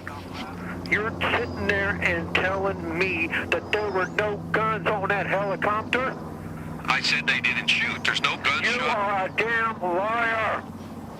Oh, you're wrong, David. You are a liar. Okay.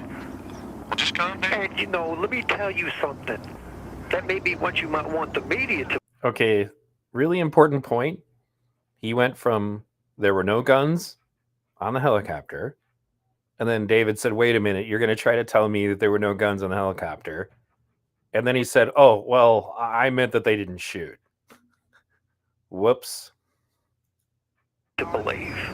But there's other people that fall too. Now tell me, Jim, again. You're honestly going to say those helicopters didn't fire on any of us?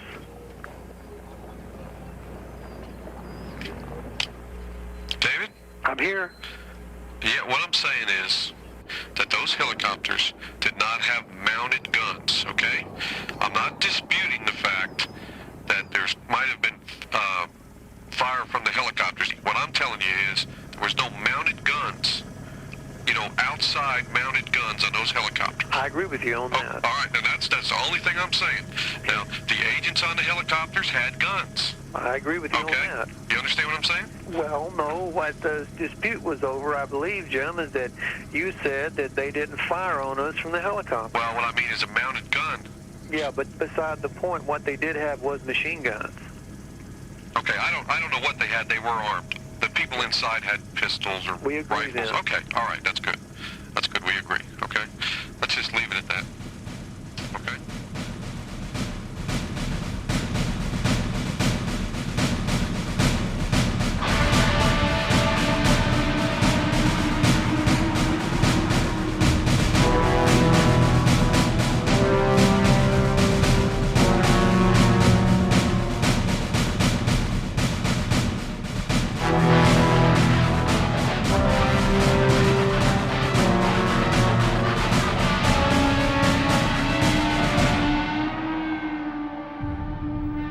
On March 1st, the BATF handed control to the FBI.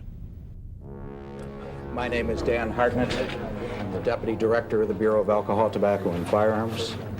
I'm going to make a brief statement. We each are going to make a brief statement, and then we'll open it up to questions. My name is Jeff Jamar. I'm the Special Agent in charge of the FBI in the San Antonio Division, and I'm the Special Agent in charge of FBI operations here in Waco. Could you spell your name? It's Jamar. First name's Jeff. We're here because David Koresh and his followers killed 4 ATF agents. We've responded with necessary personnel and equipment. The area is a crime scene. The goal is to resolve this situation ultimately in federal court with no further bloodshed. The FBI is getting involved now, but it's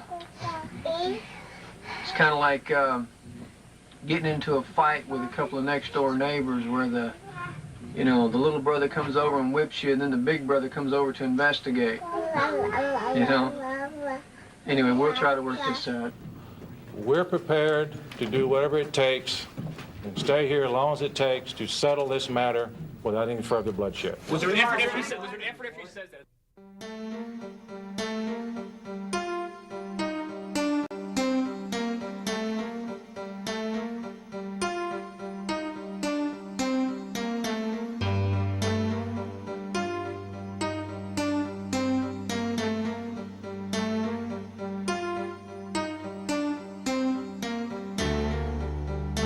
The Davidians were completely surrounded.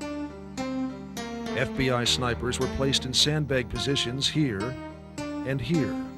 Their clear field of fire meant anyone trying to leave would easily be gunned down. Sierra 1 was the code name for the front half of Mount Carmel Center.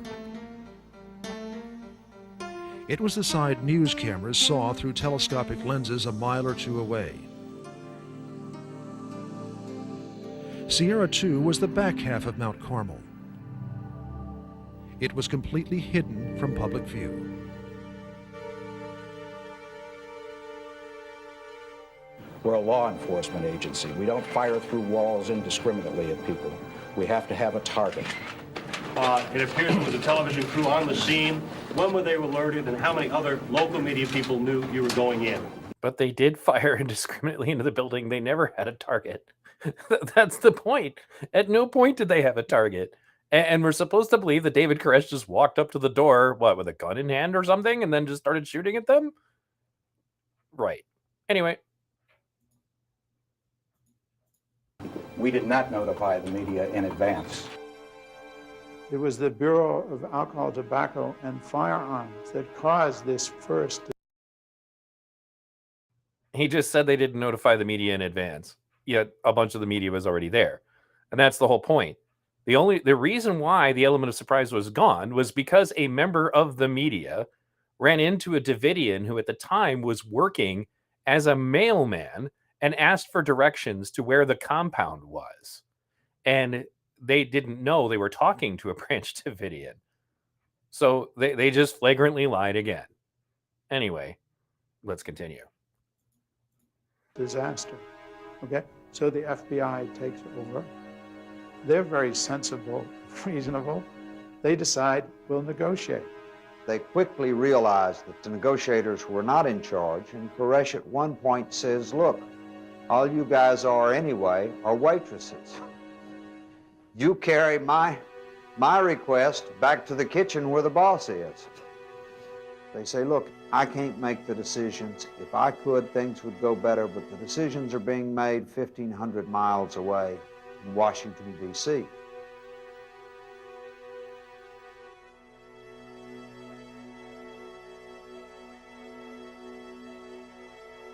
We made an agreement with the ATF agents that if they would allow me to have national coverage with this tape, that I might give to the world a small, minute bit of the information that I have tried so hard to share with people. Can you say what God said to him? Can you give a little more details exactly? After 1:30, you're waiting for him, you finally make contact. What does he say? The question was, what did God say to Koresh?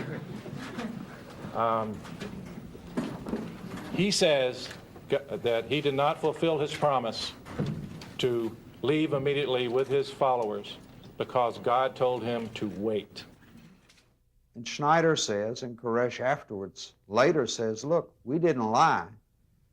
This is like you guys telling us you're not going to turn off the lights or one thing or another and getting overruled from above. We have our chain of command. You have your chain of command. He gave us his word that after the message was played... Yes, but what if there is a higher power than you and I that speaks to an individual?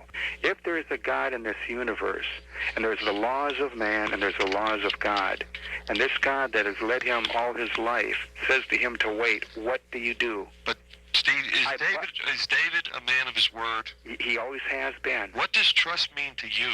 Exactly what it means to you. I mean, he was told to wait. And he says, so the same God that showed him the seals is the same one that said, wait. That could change. That could change in a minute, right? Exactly. Okay. He tricked us. He fooled us. He played with us. He couldn't leave this place where he was God with unlimited sexual favors, unlimited being the Messiah, and walk out to a cold jail cell. He couldn't do it at the last minute. We genuinely believed him. I have no doubt that amongst the negotiating team and yourselves believe that David Koresh was pulling some sort of scam, or he was obviously lying or stalling. But you've got to understand the mind of the Branch Davidians inside. We genuinely believed him. When the FBI said that 5 times Koresh promised to come out and didn't, Dr. Arnold, Dr. Tabor, and I sent a message to them. We said, show us the 5 times. We can't find them in the negotiation transcripts. We think they're making that up.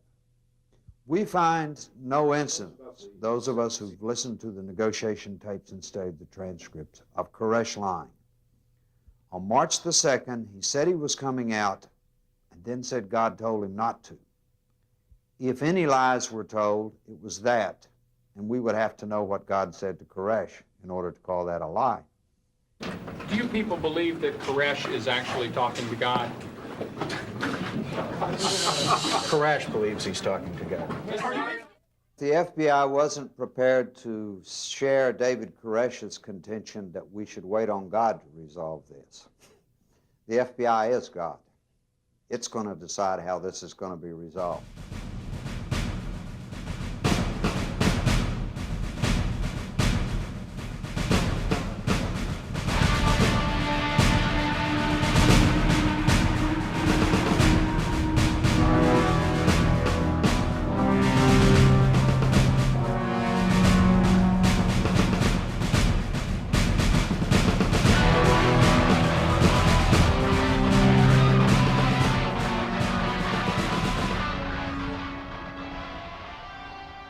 Bringing these tanks and stuff around here, I tell you what, being an American first, I'm the kind of guy that I'll stand in front of a tank, you can run over me, but I'll be biting one of the tracks. No one's gonna hurt me or my families. That's American policy here.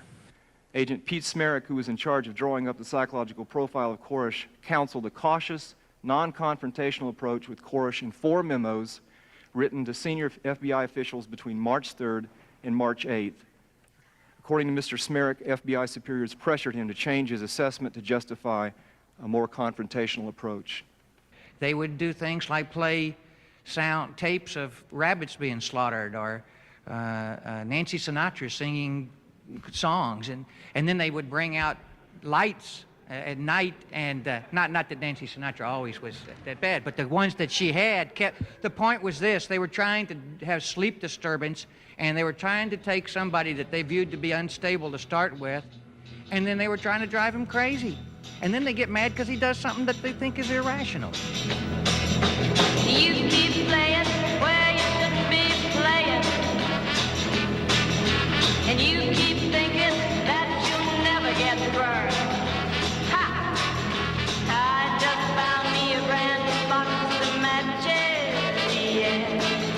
And what he knows you ain't had time to learn. These boots are made for walking, and that's just what they'll do. One of these days, these boots are gonna walk all over you. Now, one of the things that they did reveal in the new documentary, although they don't put all of the stuff together here, is that when they decided to get around to doing this stuff, it was after the negotiators had managed to get, I think it was another 7 people out of the building. So then the other major problem here is that there was the negotiation team that was actually doing pretty well, considering they had managed to get some kids out, they had managed to get some adults out. And then there was the SWAT team types, the ATF and all of them, who were really pissed that they got their asses whooped, who don't want it to come down to that. They want this confrontation. That will be very clear when you finish watching this film. But the main point I was getting at was the negotiators were starting to get more people out of here. And then it's almost as if they don't want that to continue to work because they're hoping to have their fight. Let's continue. Next, we have a couple of Kansas City's finest members of the SWAT team. This one here is quite a specimen. I tell you, in all my years involved with SWAT, I've never seen a gentleman like this that I've learned so much from in just the short time I've been around him. It's just awesome is about the only word to describe him. Honed to a fine edge, honed to kill. That's right. He just Rambo. He's just like Rambo out here himself. This was an abandonment of the negotiation strategy, an abandonment of the opportunity to get more people out, an abandonment of the opportunity to bring in a third-party negotiator who would speak the same language, when the FBI finally could have realized that rather than being in a negotiating position, they had become the enemy. Yes, right here. Mr. Ricks, is there a consideration to use psychological warfare? Have you discussed it at all? I don't know what psychological warfare is. It was reported in the paper that you would play loud music, keep bright lights on the compound all night to try to agitate the entire group. Is that a possibility? We will not discuss tactics of that sort, but I would say the chances are minimal of doing that type of activity. Yes, ma'am.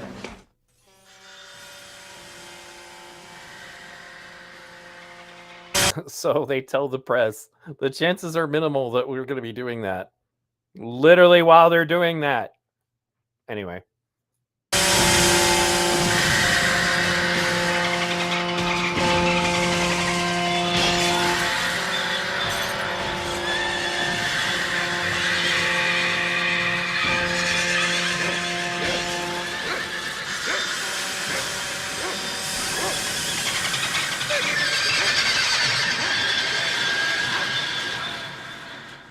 When I first was asked to be involved as a member of the panel, I thought the main problem was going to be understanding the psychology of the people inside the compound. But as I got into it, I quickly became aware that the psychology of the people outside the compound was more important to an understanding of what happened. They needed to take control. And the tactical people, in particular, needed to show him who's boss. We are trying to reinforce to them that we are in charge of the situation, that the compound is under the complete control of the government.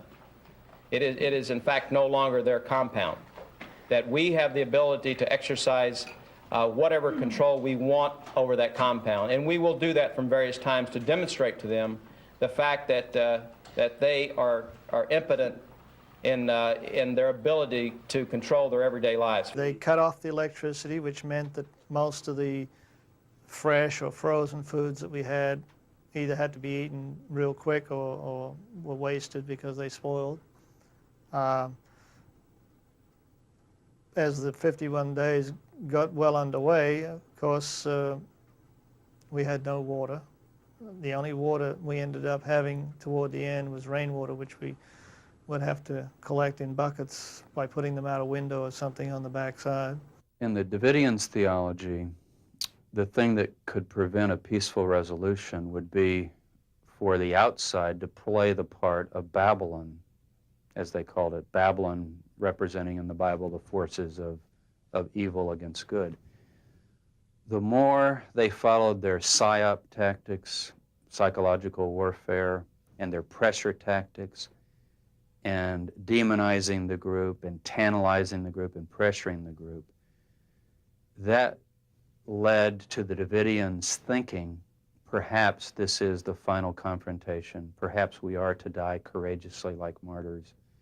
Maybe we're not going to come out of this okay. So they're inside, seeing themselves as the persecuted, oppressed, martyred people of God. Outside are forces that are, from their viewpoint, pressuring, lying, conniving, using all kinds of tactics to try to manipulate them.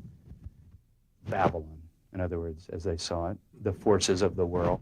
And at one point, the FBI asked them, do they have fire extinguishers? And Schneider sends someone to check and comes back with a report that there's only one fire extinguisher in the building. The FBI negotiator's response is, somebody ought to buy some fire insurance. We realize that you have the ability, and it's not below you people to do something like to erase all evidences. Why do you have the press so far back? You can give me any kind of crap you want. I know, you know. The reason we're not talking to the press is you people have got to cover your butts from what you did, and that's what's going on here. The question is, will we permit a pool camera up close? Any closer than you are? We did. We went down the road. We stopped at a place where you could still see the compound. That was not accidental. We made sure that you could still see the compound. We could have moved you where you don't have any sight. We didn't do that. And the reason we don't want a camera there is they watch television and they watch us approach if we do anything. We're not going to assault the place. But anything we do around there to get control, that is precisely why you can't have a camera there. Okay? We're not going to assault the place. Just let that sink in. 50 feet away from the one part of the building on the backside. Too close is what you're telling me. Well, it's on the property. It's contrary to the word given. Steve, every time we're aware of movement, we've told you about controlling these guys. Give me a moment. See, you know, sometimes people are have different interests. The guys that gravitate toward, you know, riding in tanks, jumping out of airplanes and stuff like that are a little different mindset than you and I. I agree with you. Right? I agree. So when they get a chance to use a Bradley, probably half of them have never been in a Bradley before. It reminded me of a lot of kids in there. Absolutely. An opportunity to. Hey, let's drive this baby and see how it works. Sure, but somebody's got to be above these guys. Well, those vehicles and what they're doing do not show what is coming out of the mouths of some of you guys. They were mooning the women, for instance. They would drop their pants and bend over and bare their rear end to people that were looking out the windows, which was, you know, not a situation that some of the women or even some of the men took too lightly, in the sense, well, do we want to send our children out to these kind of people, or do we trust these kind of people? It was kind of an attitude, you know. I mean, if you got guys out there right now pulling their pants down, men that are mature, they're sticking their butts out in the air and flipping the finger. I have no idea who that is, and whoever that is should be fired. And if we can find out, we will fire them. But the spirit and the attitude of these men of yours. What the commanders did, what the people in the tanks did, just totally showed there was no respect. And let me give you an example, now that we brought this up. We had a burial for one of the people out front. Peter Gent was buried out front, and the tanks ran over his grave over and over and over again, just totally like it wasn't even there, and they knew that's where we buried him. They just kept running over it and over it, and we were disgusted with that. We talked about that quite a bit. The ATF came in and they shot my brother. They left his body. They wouldn't take his body out and bury it. He's been buried out the front of the property now.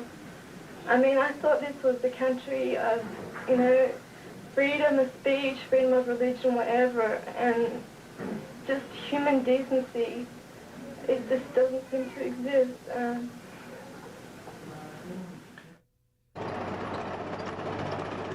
The last 5 days, your people have run that grave over, and definitely the tracks have sunk a couple feet. The body's probably crushed. I know it's going to have to be exhumed. But Steve, I mentioned to you yesterday that that wasn't intentional. Sometimes they would complain because it gave them something to complain about. But at the end, the sounds, the activities of the tanks meant nothing to them.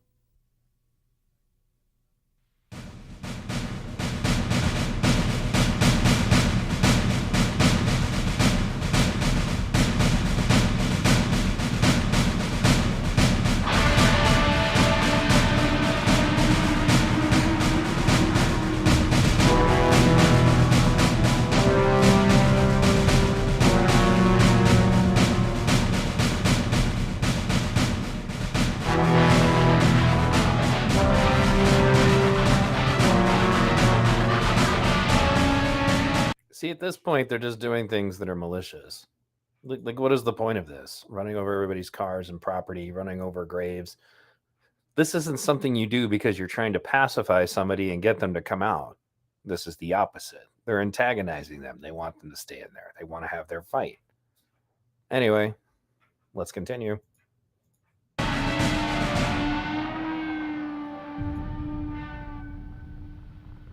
To my family and friends, I'd just like to say...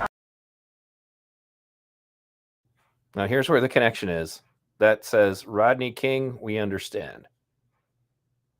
This is why I told you guys on the right, police brutality is not just a leftist thing. It's not. Anyway.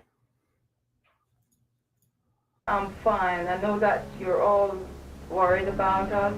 I'd just like to know that we're fine right now, and everything in the hands of God right now, and we're just waiting on God. Whatever happens, we know it's the way that God wants it to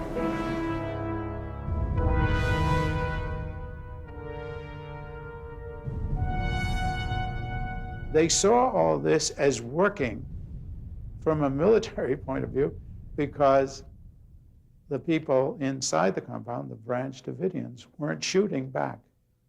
So they saw themselves as winning the battle as they tightened the noose.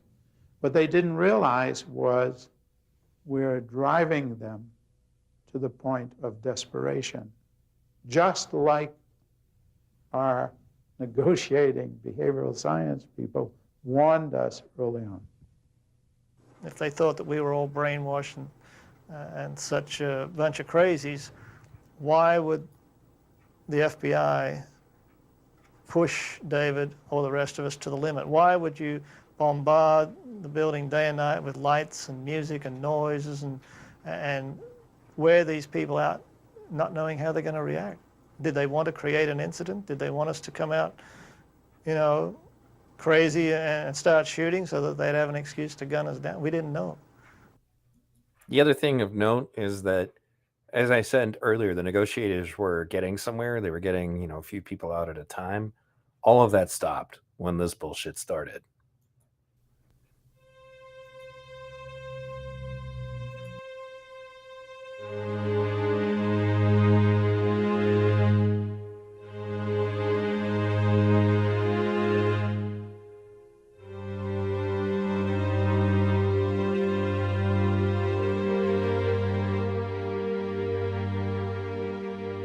Everyone in Mount Carmel was free to leave.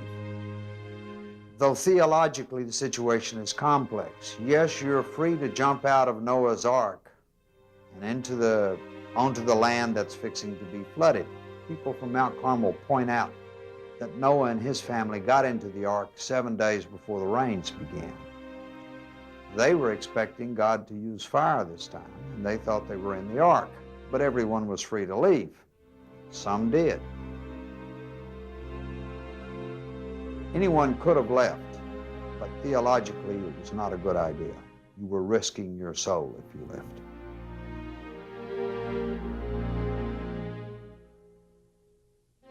What we saw of those that did come out were they were being sent to jail, the adults. Even elderly women in their 70s were being actually indicted for murder or charged. This was nearly... You were told that that's what happened when people came out. We saw it and heard it on the news. I see.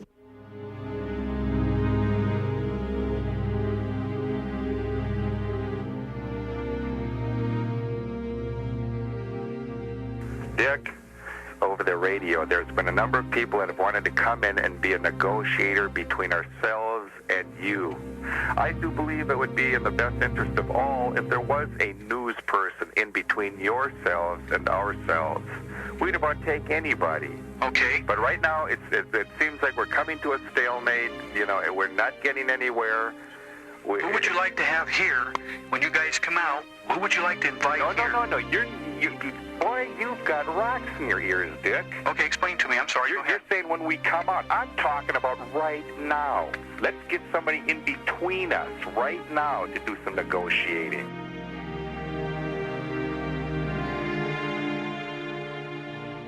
We have a woman who believes in her heart and soul that she can get her grandson to lay down his arms and come out.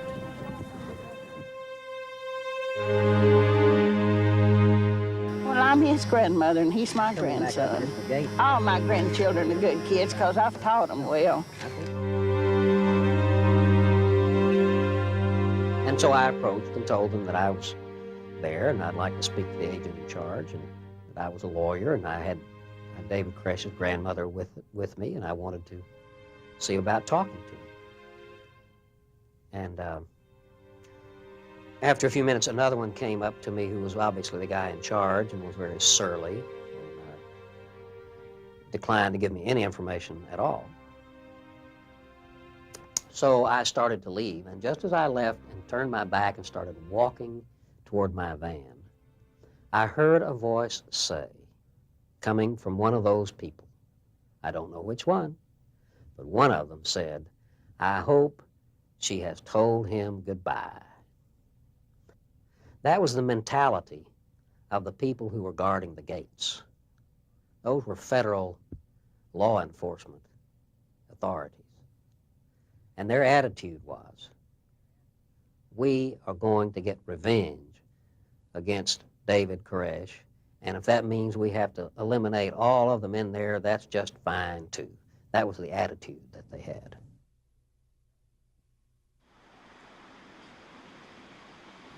What could have been done to get the Davidians out of that compound without bloodshed? We were on the way to doing that. On April the 14th, there was a major breakthrough, and that breakthrough was David Koresh's letter to me, which I promptly gave to the FBI, that said that he'd received his mission, that he was working on writing his interpretation of the 7 seals, and that everyone inside was relieved that they didn't have to die now, that the prophecies were not being fulfilled now, and that this would be resolved. People don't understand how important that was. David Koresh and his people believed that God's message for our generation could not be written and should not be written. And David Koresh had never before written down his ideas. He believed that he had received a message from God saying, "Now, David, write. Before I told you not to, now I'm telling you you can." He waited 51 days, and then he said, the word came to him and said, "Write," and he wrote. This was brought out the day of the fire by one of the survivors. He was keeping his promise of April 14th. We believe they would have all come out safely. This was pulled out of the fire, the tapes were, and then this then was written up as evidence that he was working on that message on the 7 seals. All they had to do was say, we've got a disc, we're going to be sending it out. What I was faced with was a situation where the negotiators said, we think we have reached an impasse. Nobody else is coming out voluntarily. We looked at the entire situation and we made the best judgment we could. I'm very satisfied that in the information furnished to me by the FBI, I was informed. If it's going to take 3 or 4 days for each one of these, and we have 6 more seals to go, are you all prepared, maybe 18, 20 more days than that, to stay out here? The question is, how long are we prepared? And And it's not, the first seal is not done yet.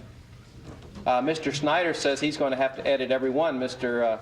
Koresh does not have any more than a 9th grade education, so he does not write very well. So everything will have to be rewritten. So I figure 4 or 5 months tops. If you had believed that if when he finished the manuscripts, he would have come out, would you have waited and not recommended the attack? Absolutely. They're talking to Schneider on the phone about the progress that Mr. Koresh is making, and he tells them, I've seen 28 to 30 pages of the draft. I have not seen the smooth yet. My job is to edit it. And they ask him, how long is your part going to take? And he said, my part will be real quick. And then next day they ask him, how's it going? Where are you? And he says that he's finished the first seal and he's working on the second seal. And they go into trying to get him to agree to let the negotiators give something to their boss to show good faith. Will you send out the first seal as soon as it's typed and smooth? And they go into this lengthy discussion about, well, I want to send it out all as a whole, but if it'll make you feel better, I'll agree to do that. And Koresh personally agrees. What would it have taken for you to wait further? What would you have expected to have found? That we are preparing to finish. We're going to send the disc out in 2 hours. And they're talking about, you know, we don't have any power and we're out of batteries and we're out of ribbons. And they give them the model numbers of all the typewriting equipment they have, all the word processors inside, so that they can get typewriter ribbons to send them in so they can type them up. And they send it in on the 18th, on Sunday night, they send in typewriter ribbons. So here they were, believing that as soon as they got this first one, which was finished, typed, they were going to send it out, and then they were going to let him have the time to finish the rest of them. He would, by that time, would be working on the third seal. He was already working on the second one at this time. And the FBI testified before the House hearings that the negotiations had reached an impasse. They told the Attorney General they weren't coming out, and that there was a stalling tactic, and they weren't working on the 7 seals.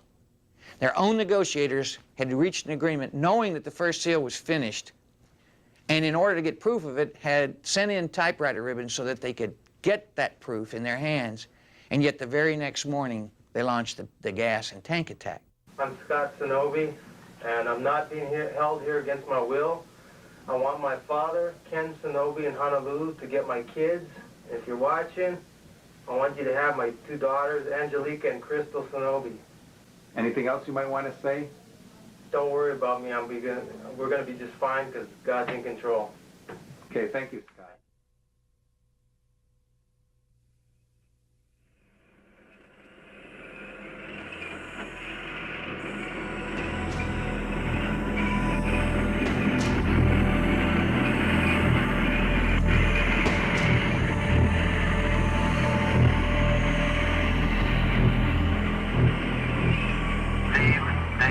Individuals inside the Branch Davidian compound. We are in the process of placing tear gas into the building. This is not an assault. This is not an assault. If you fire until you return. Everybody grab your mask. Everybody grab your mask. The gas supplies a number of irritants to the nostrils, to the eyes, to the skin. Just touching to the skin can be extremely painful. You can have certain symptoms of nausea. You can have certain symptoms of inflammation with regard to membranes. So it is extremely uncomfortable. Boot camp trainees are briefly exposed to a mild amount of CS for a few seconds. The Davidians received more than 10 times that dosage for more than 6 hours.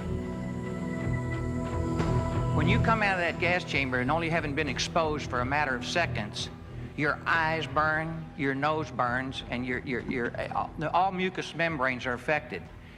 Grown, healthy, cream of the crop of the United States youth, Marine lieutenants, are hurting when they come out of that gas chamber. The point I'm getting at is, it's terribly debilitating. CS gas is terrible. CS isn't a gas, it's a chemical powder. At Waco, the CS powder was dissolved in methylene chloride, a volatile chemical used for stripping paint. Together, they formed an aerosol mist when sprayed through huge steel injectors fitted onto the tanks. In closed spaces, CS alone can cause unconsciousness, death, and can be ignited by a spark into a fireball. When CS burns, it produces hydrogen cyanide, the same gas used in prison gas chambers. Did you tell the Attorney General that infants would not die or be harmed? I told her that there would be no permanent harm to children.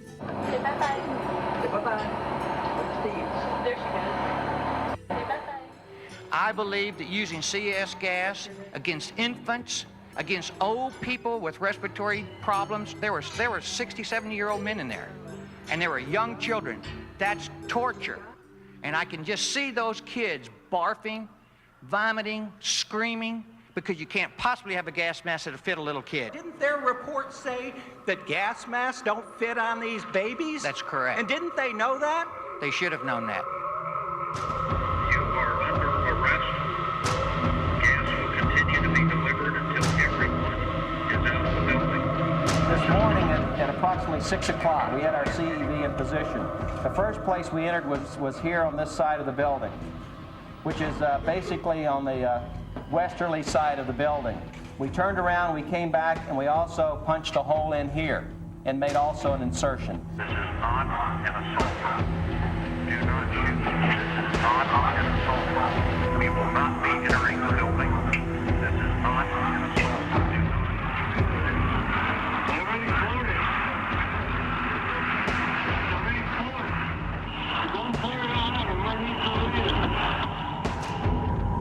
They explained to me that they were pouring fuel and that they were making Molotov cocktails to throw at the tanks. Now, they never did throw Molotov cocktails at the tanks.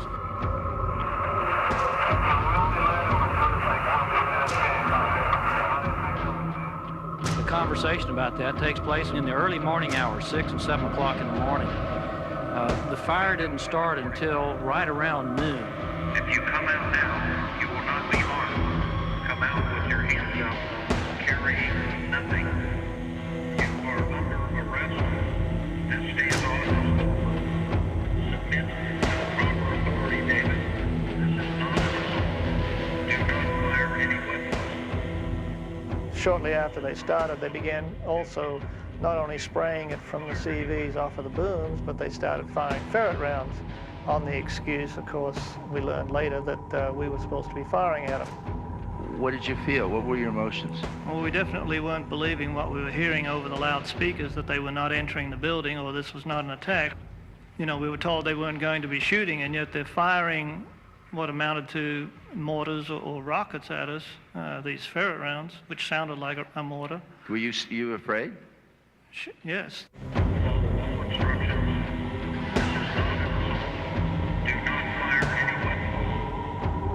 With respect to the use of military weapons, these pieces of equipment were unarmed, as I understand it, and were contracted. I mean, it was like a good rent-a-car. A good rent-a-car? A tank going into a building?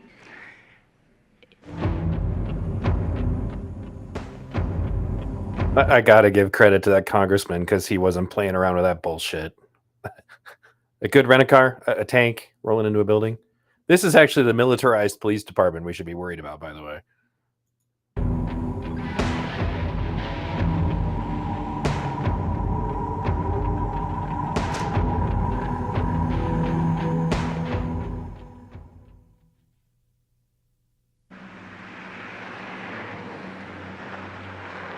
At 9 o'clock, Attorney General Reno left the command center at FBI headquarters to give a speech in nearby Baltimore. From then on, Waco decisions were made by top officials of the FBI and the Clinton administration. 4 minutes into the raid, it escalates. The 48-hour plan, according to the testimony, is gone. We're now going to do a massive insertion of gas into every window. Did you consider staying in Washington, D.C., given that escalation 4 minutes into the plan? During the course of the morning, the question arose whether I should cancel the speech, and the FBI did not want me to do so because they thought it would attract attention if I suddenly canceled a speech. It looked like there would be an emergency. One of the most inadequate parts of the Justice Department's report is their failure to describe the decision-making process at the command post. I think that is unpardonable. I think there is nothing in the investigation of what was going on in the Washington command post, where they had a situation room which was supposedly constantly in touch with Waco. What were the communications that went on? What were the decisions made? And that we have never heard.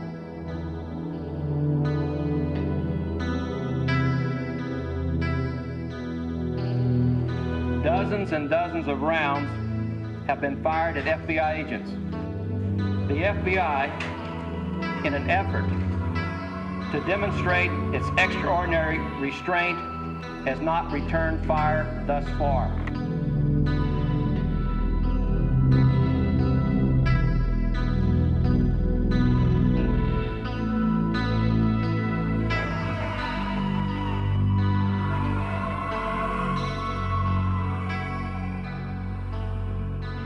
So they claimed that they were being fired upon this whole time.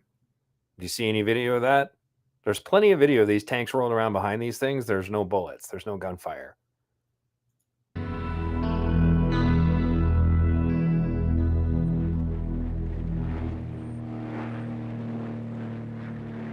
Almost 2 miles above Mount Carmel, a surveillance plane was photographing events on the ground with a forward-looking infrared camera, commonly called by its acronym, FLIR.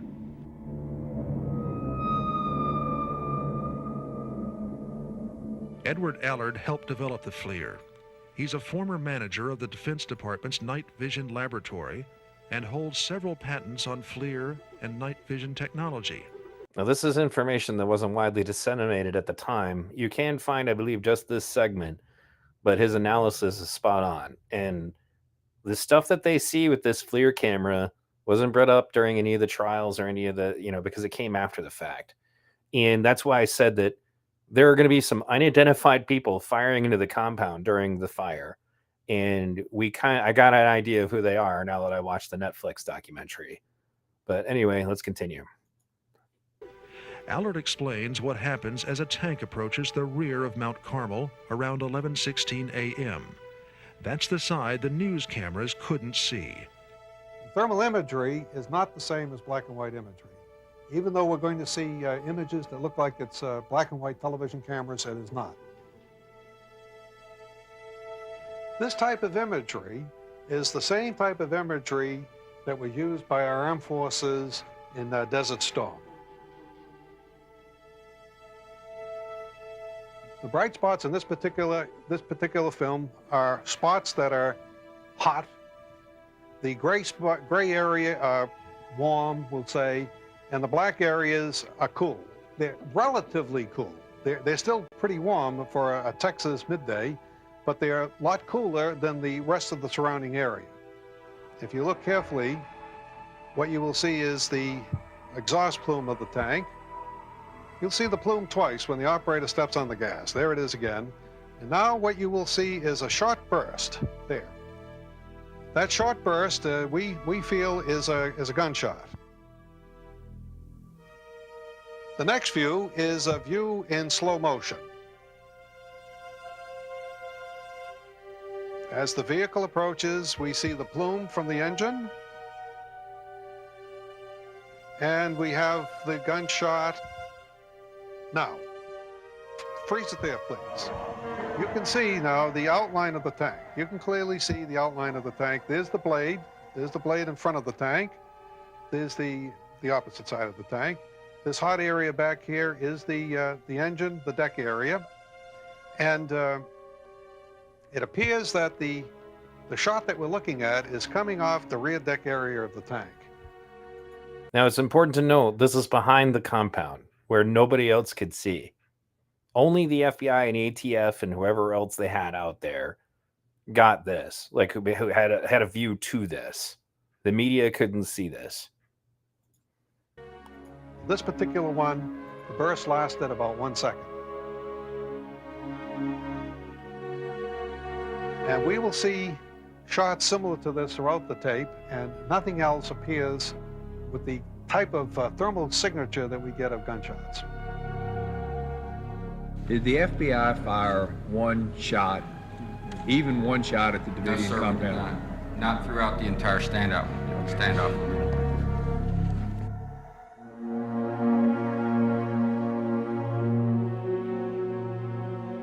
What we're going to see here is a what could be called an infantry tank maneuver. We notice the tank. This is the tank smashing into the building. And we'll also see gunfire, multiple gunfire, on the outside of the tank to the rear of the tank.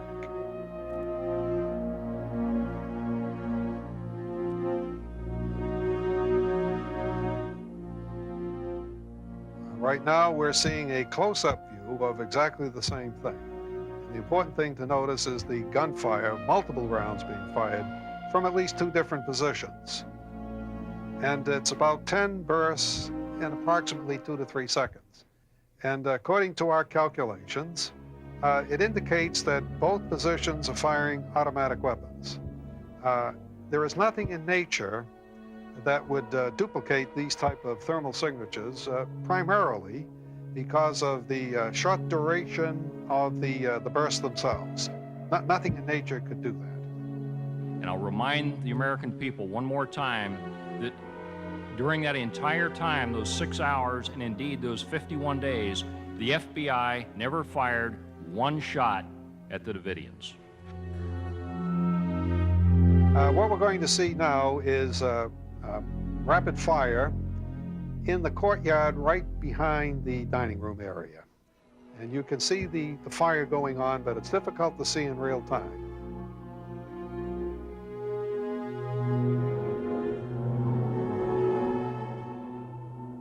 Now the slow motion shows things much more clearly.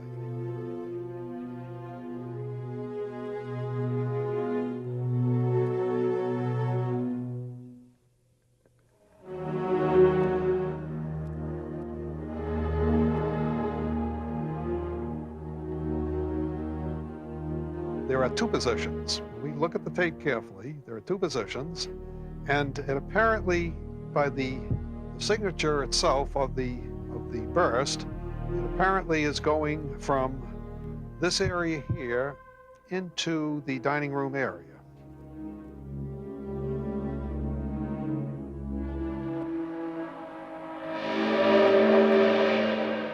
What Allard saw was verified in an independent FLIR analysis done by Infraspection Institute for CBS 60 Minutes. Quote, "It was obvious to me on several occasions that there was gunfire or automatic weapons discharge seemingly fired toward the building from the outer perimeter," end quote. A second letter from Infraspection Institute states the fear that kept 60 Minutes from informing the American people. Quote, "Due to the potentially sensitive nature of this material and the resulting negative repercussions to Infraspection, we are choosing to decline any further comments surrounding this taped incident and our subsequent professional opinion regarding its viewing," end quote. In addition to noticing the gunfire, Infraspection saw something else. Quote, "There were occasions on the video that seemed to appear as though people were entering, exiting, or being run over by an armored vehicle," end quote.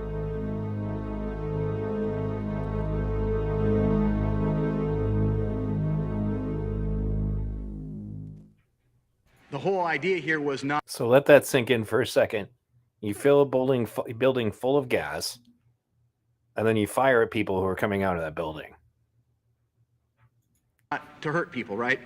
That is correct. Okay, I want to focus on that building right there and on that corner. You see it's now structurally sound. Would you go to the next photo? In the next photo, and unfortunately we don't have these very well, but we're now looking kind of from the front corner. These are taken from the airplanes. You will see that where he is pointing, that section of the building is gone. Indeed, a great portion of the building is gone. This tank, can you show the tank? That tank right there goes into that portion of the building so far that the back of the tank disappears. You can't see it. Indeed, it goes so far into the building it appears it goes all the way to the opposite wall.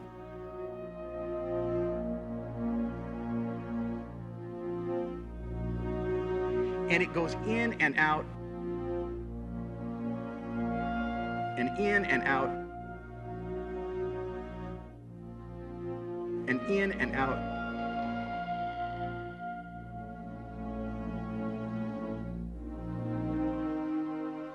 And in and out. I couldn't count the number of times.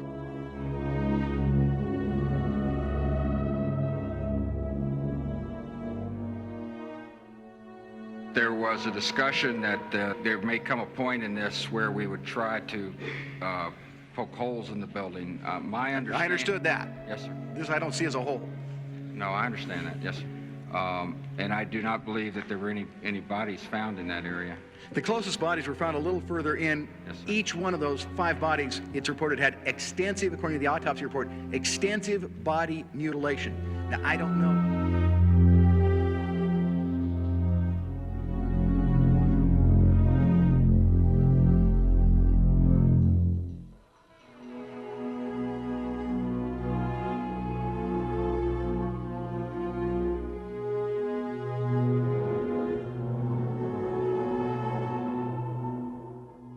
Davidian Stephen Henry had a gunshot wound through his chest.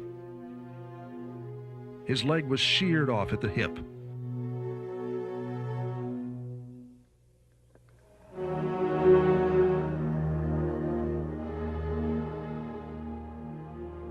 James Riddle had been shot too, but a large circular portion of the right side of his chest had also been ripped out of his body.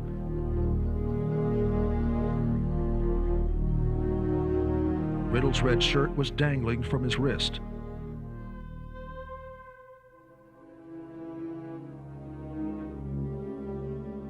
His nearby coat had a red lining.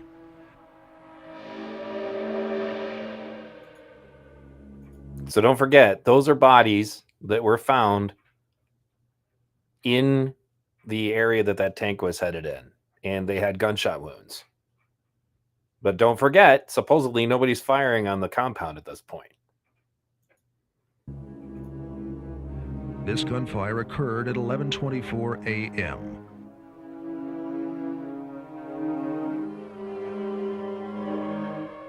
About 10 minutes later, something got jammed near the tank's front wheel that caused the tread to come off. Something that was mostly red.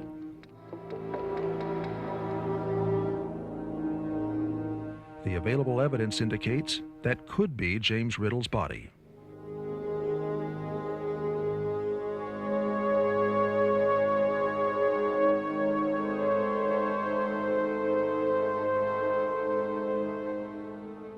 To attach the disabled tank to a retriever and tow it away, men had to expose themselves to the gunfire FBI officials said was coming from the Davidians. This is one of these things, Mr. Chairman, that nags at you. Damage to the tanks, common sense tells me, would be reflected in the damage report. Almost 2 months ago, we requested it. Over 2 years have elapsed since this occurred. Surely the damage report had been compiled. I realize the wheels of bureaucracy turn awfully slowly in this town, but after 2 years... I'll be glad to look into it and see what we can produce.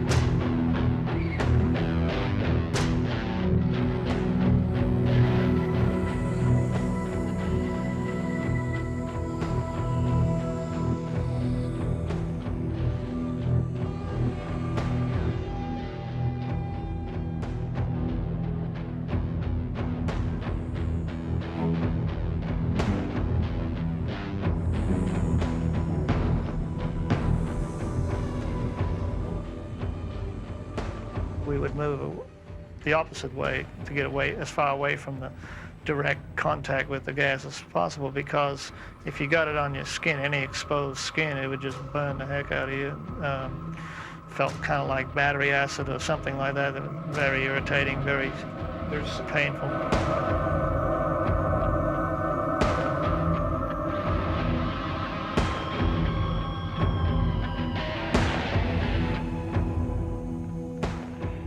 As the gassing continued, the women and children went to the safest place left inside Mount Carmel, the kitchen storage room, a first-floor steel-reinforced concrete room, a former vault at the bottom of the square wooden tower.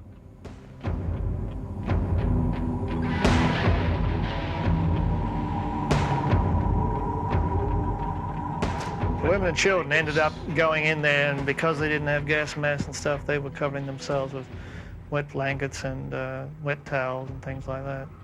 We knew that that protection was in there. We believe we finally were able to make entry into that compound, and were able to insert gas inside that protective area.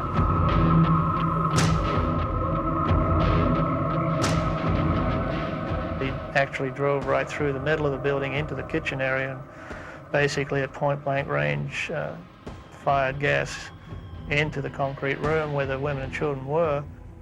In a cul-de-sac like that where there was no ventilation, they must have been going through. There was only one door? Front, One yeah, entry? yeah. There's no windows, no back door or anything like that.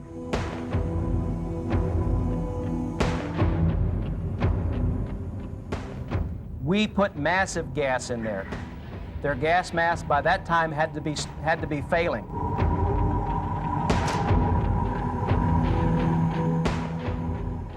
They would be coughing, choking. They would probably be unconscious. Some of them would probably be dead. Some would be basically inert. They may still be alive, they may still be breathing, but they're not going to be doing anything.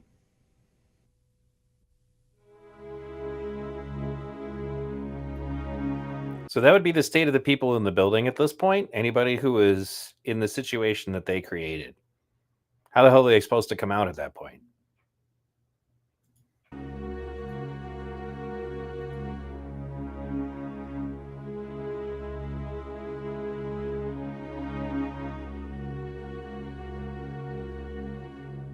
They continued to push on the front of the building until eventually all the dividing walls were pushed back out into the hall. You couldn't get upstairs, the back stairs. You couldn't go down the hall to the cafeteria end or any of that.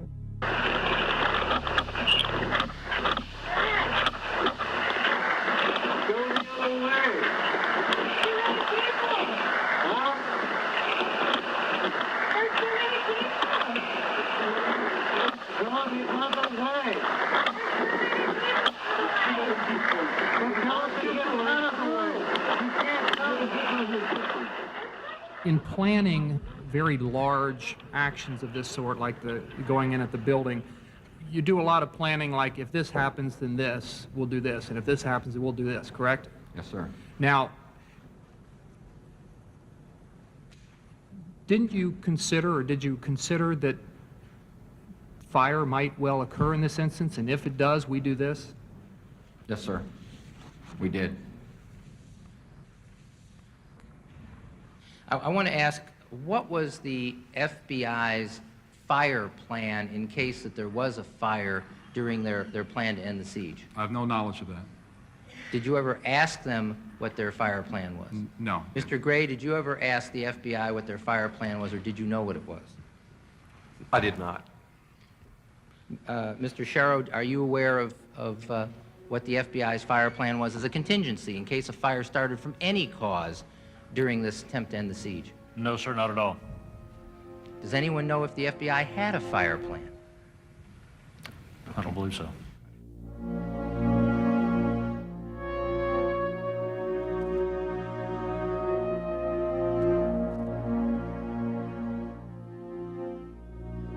By noon, Mount Carmel was a tinderbox.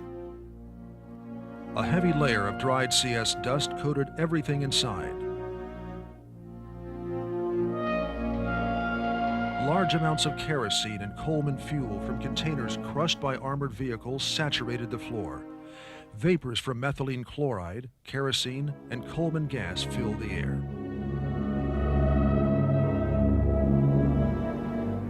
Huge holes ripped open by the tanks let the 25-mile-per-hour Waco wind blow completely through Mount Carmel.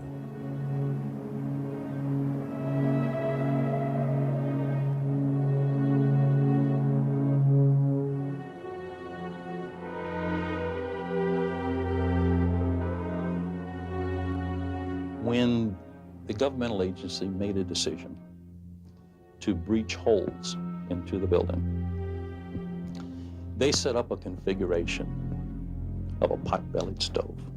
You wanted to burn slow, you close off the vents. If you wanted to burn fast, you open it up. Well, they made a configuration in that building that was consistent to a pot-bellied stove. Any type of fire that would start, even if there was no CS gas, if there was no flammable liquids, if there was nothing just but ordinary combustible materials. Once you have a fire incipient in a building like that, it's going to grow to a fast, rapid propagation because of the venting.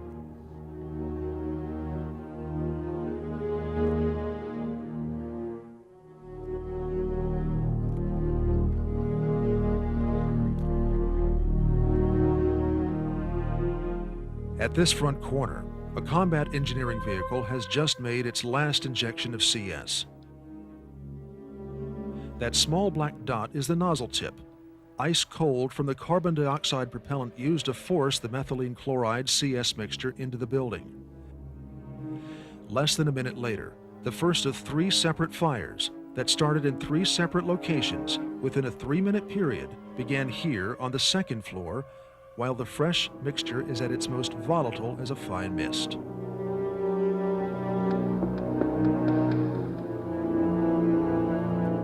Once ignited, both the CS and the methylene chloride will become involved with the fire and add to the fire.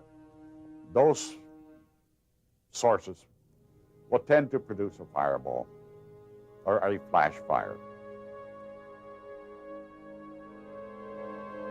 2 Branch Davidian survivors say they saw fireballs. Shortly after fresh CS was injected at this corner, the FLIR shows a 2nd tank that's pulling away. As the corner comes into view, a fire is burning there.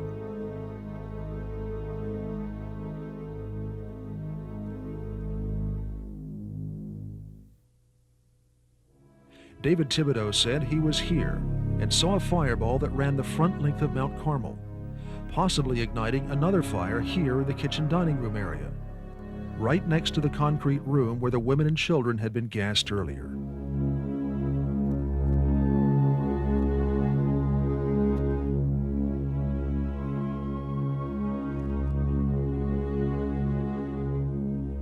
About a minute after the front fireball Thibodeau saw, another armored vehicle drives up to the rear of the crushed gymnasium and also pulls away. A few seconds later, survivor Derek Lovelock says a fireball raced from the rear of Mount Carmel to the front, igniting everything in its path. At this point, the back of the gym was thoroughly destroyed, and it greatly disturbed me. At that point, I'd lost all hope. At 12 o'clock, someone yelled from the upstairs that there was a fire. The front, I could not get to the front because of what the tanks had come in, the stairwell that was closest to the front, so I went to the stairwell in the back. Because I'm thinking the kids, I'm thinking Serenity C. Jones, I was thinking of Isaiah and Joseph, some of these kids that I've come to know and love. I get up there, and there was a catwalk that was leading over the rafters of the church area. I walked to the front, I got to a blanket, I opened the blanket up, and a wall of flame shoots down the hallway in front of my face down to the other end of the building. It was the loudest sound I've ever heard in my life. I'm a drummer, and it was incredibly loud. I could not hear anything else other than this flame. Well, do you know personally how the fire started? No. The place is beginning to fill up with black smoke, and me and Scott were stood there by the stairs, and there was this kind of ball of fire with the tremendous heat, which caused us to jump back out of the way. And it came from across came as if it came from the gym area across this way, but like it come from the gym, but across that way, across our path.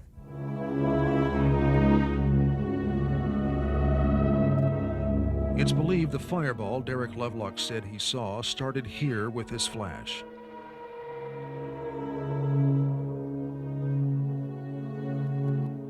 That flash was so bright that the operator of the FLIR thought it was so significant that he decided to fix his cursor in that area to remind him or other people looking at the tape that there was a very significant flash in the window.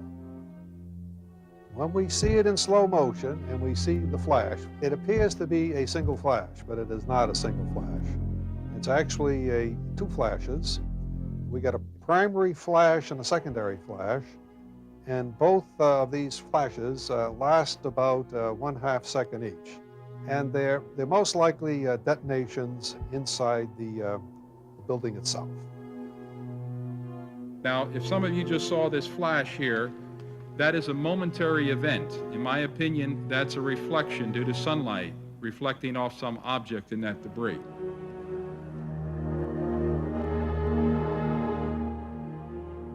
Sunlight reflections would show up as a flash on regular film which records light. But reflections don't generate enough heat, say specialists like Allard, to create a flash on infrared.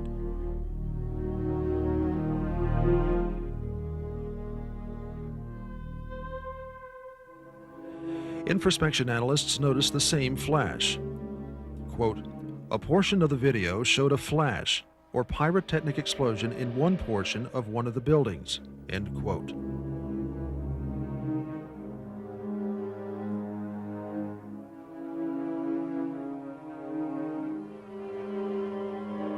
Non-pyrotechnic delivery systems were utilized to insert CS gas.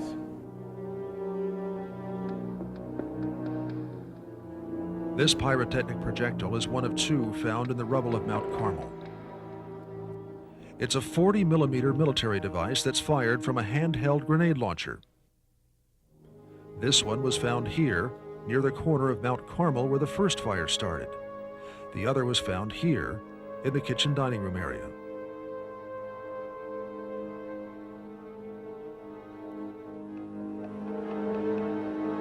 "20 seconds after the two gymnasium flashes, a single flash appears across from the kitchen dining room area where automatic weapons fire was seen earlier. But this flash is longer and larger than the gunfire flashes. Its thermal signature is consistent with a grenade launcher.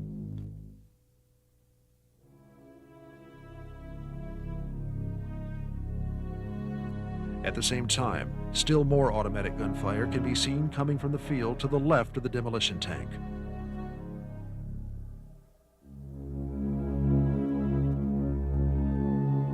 We counted the number of gun flashes, and in this particular case, we got 6 flashes in 1 second, which indicates it's a rapid fire weapon of some kind.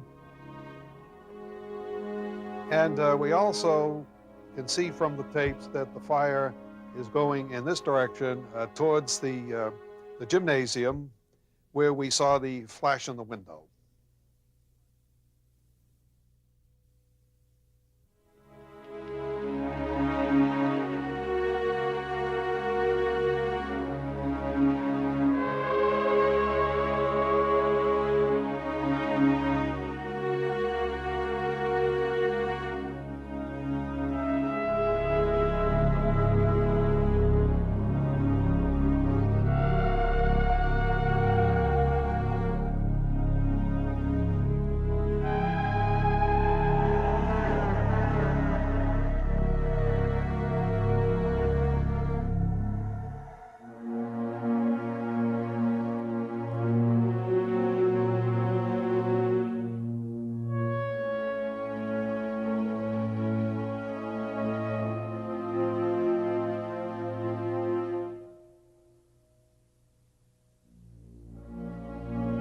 When the fire did start and the fire trucks did arrive, I didn't let them in.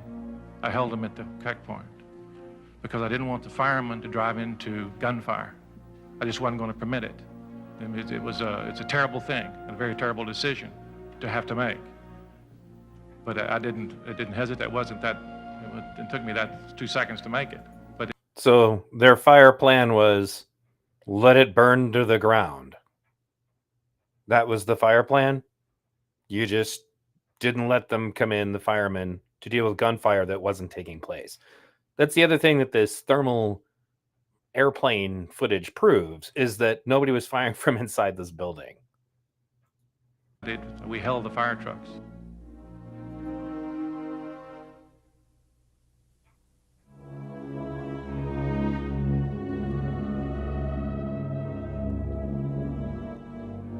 Most of the remaining Davidians were concentrated here in the kitchen dining room area. It was their only way out except for one thing. 2 men outside were firing machine guns at them.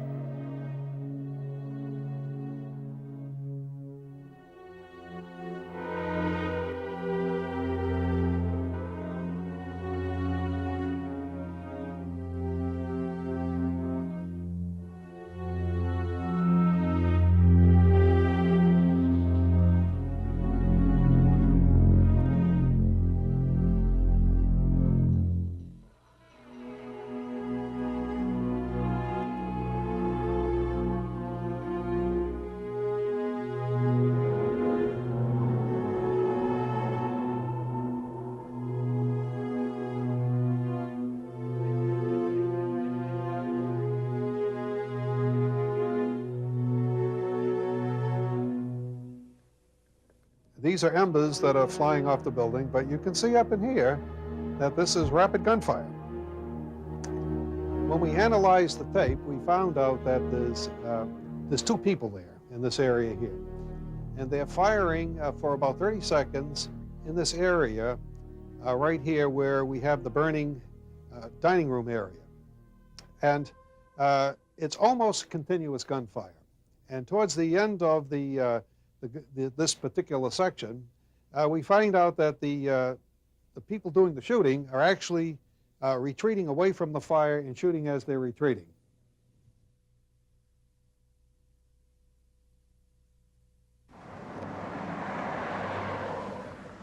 The machine gunning of the Davidians trapped in the burning kitchen dining room was not only visible to congressional investigators, it was even visible to home viewers.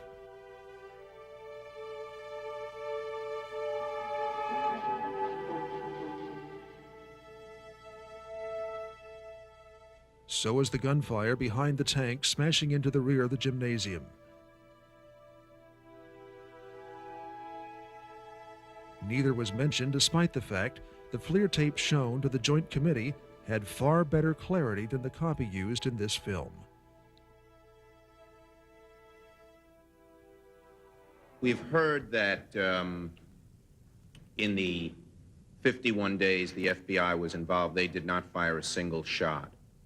First, that would mean quite certainly that 27 of the people who died in the compound, I think the autopsy report showed 27, I may be off by 1 or 2, who died of bullet wounds. Those were self-inflicted or inflicted by other members within the compound. I think that's a key issue.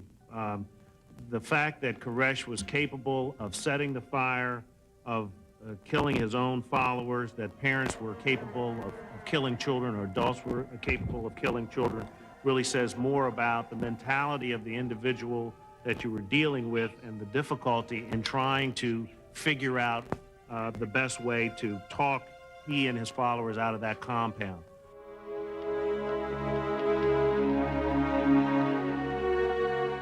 By the way, a lot of you guys are asking if any law enforcement was ever prosecuted for this. No. Nobody even lost their jobs.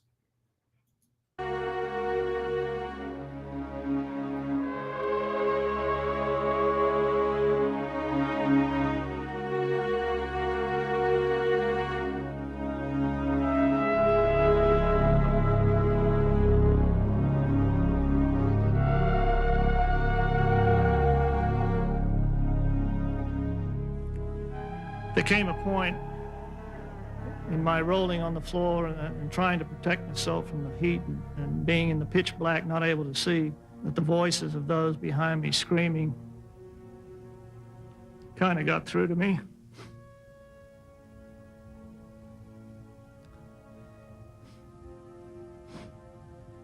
I recognized who they were. Could identify the voices. That kind of galvanized me to just leap to my feet and jump or dive headfirst in the general direction of where I figured the hole was. I landed on the sheetrock face down and kind of slithered out onto the ground. When I stood up, the skin was rolling off my hands. My coat was all melted on my back and smoking. I looked back over my shoulder, and the hole had just come out with a mass of flames. And the first thought that came to me was, I'm the only one.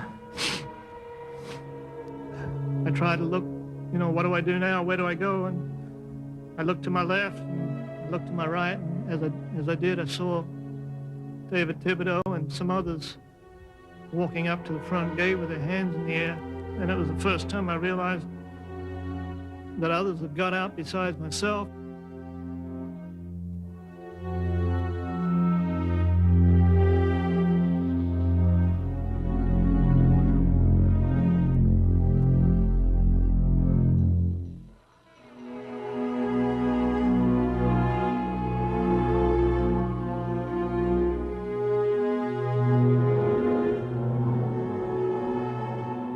Fire was just going on and on. We realized nobody came out, thinking maybe my husband didn't get out, but my children got out. Horrible, horrible way to die. I try not to think about it because I keep thinking at some point they felt all that heat. I kept thinking the people in the square, they were the ones who maybe they probably cooked to death.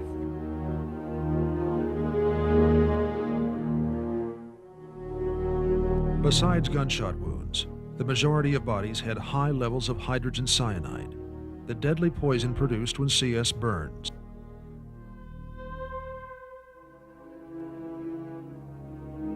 The backward-bowed corpse of this 8-year-old girl shows what cyanide does to the human body.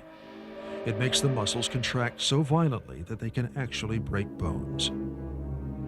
If one reviews the various use of cyanide as a method of putting prisoners to death, you note that these people are strapped in their chairs very heavily, and that's not to prevent them from escaping the gas. That's to prevent the individuals watching the execution observing the effects that cyanide has on the muscles of the individual.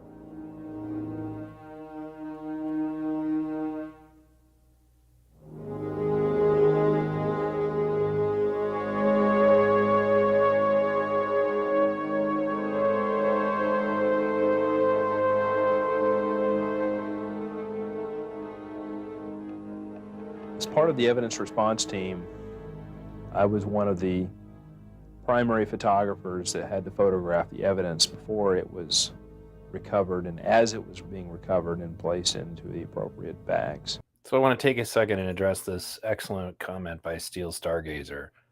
No wonder they want to keep us divided. Comparing notes isn't good for them. That's why I pointed out, to Wizzy when I was on a stream, there are conservative police brutality stories. Waco and Ruby Ridge is one of them. And it was kind of symbolic that at the time they put out the sheet with the message, Rodney King, we understand. So I back the boys in blue who are doing their jobs and are actually, have a conscience. Everybody involved in this bullshit should be in prison, if not executed by the government for what happened here. It's death penalty. You murdered children. You gassed them to the point that their bodies contorted and broke their own bones. Like that's, there's just no way that you come back from this. Like you're, I don't believe in an afterlife, but if there is a hell, you're going. Seriously.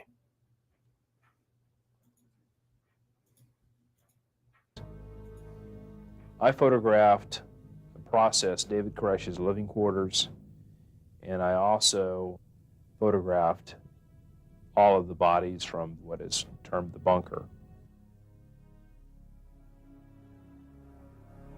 having been in the position to walk, touch, feel, hold, photograph, observe a great majority of the bodies in Waco,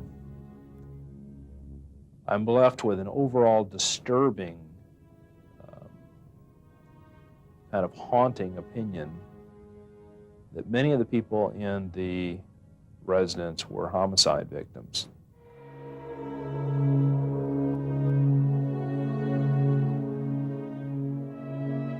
The actual cause of each Davidian death remains officially unknown because the FBI interfered with the coroner's investigation. They told us that they didn't want us there. One of the FBI officials told Dr. Pirwani that they did not want us there because they wanted to do it themselves. The FBI lab was extremely in a hurry to get the evidence from us, and it took us several weeks to go through literally thousands of rounds. And all the bullets, bullet cartridges, fragments of grenades, they were all turned over to the FBI lab.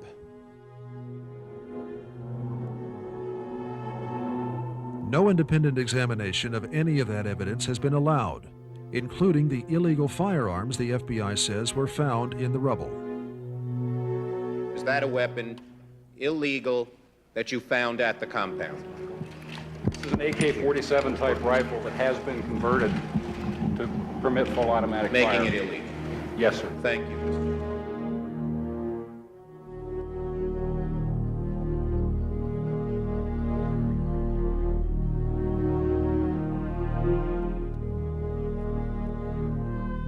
We would find bodies that were burned. Now put this together in your head, folks. That's Schumer, again, doing everything he can to demonize any witnesses that were against what happened here.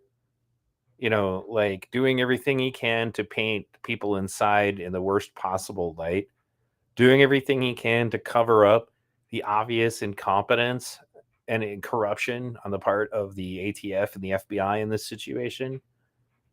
That guy is still serving in the government right now. You know, that's what kind of headspace do you need to be in? Children died. And as people are pointing out in the chat correctly, you know, those of us who were alive at the time, I remember the same thing. The story was all supposedly, well, they set the fire to kill themselves in a Jim Jones Kool-Aid moment.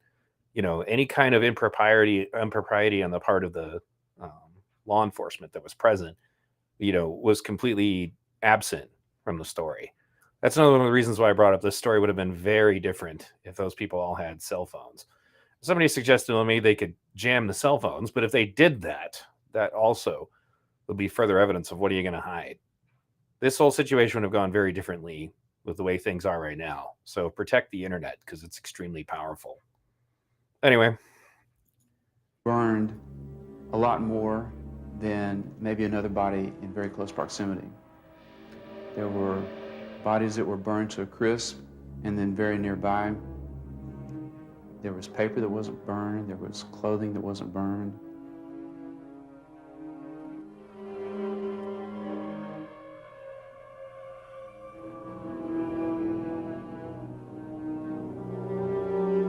I was panning the whole site, and one of the rangers came up behind me while I was still taping and hit me on the shoulder and said, "You can't be doing that."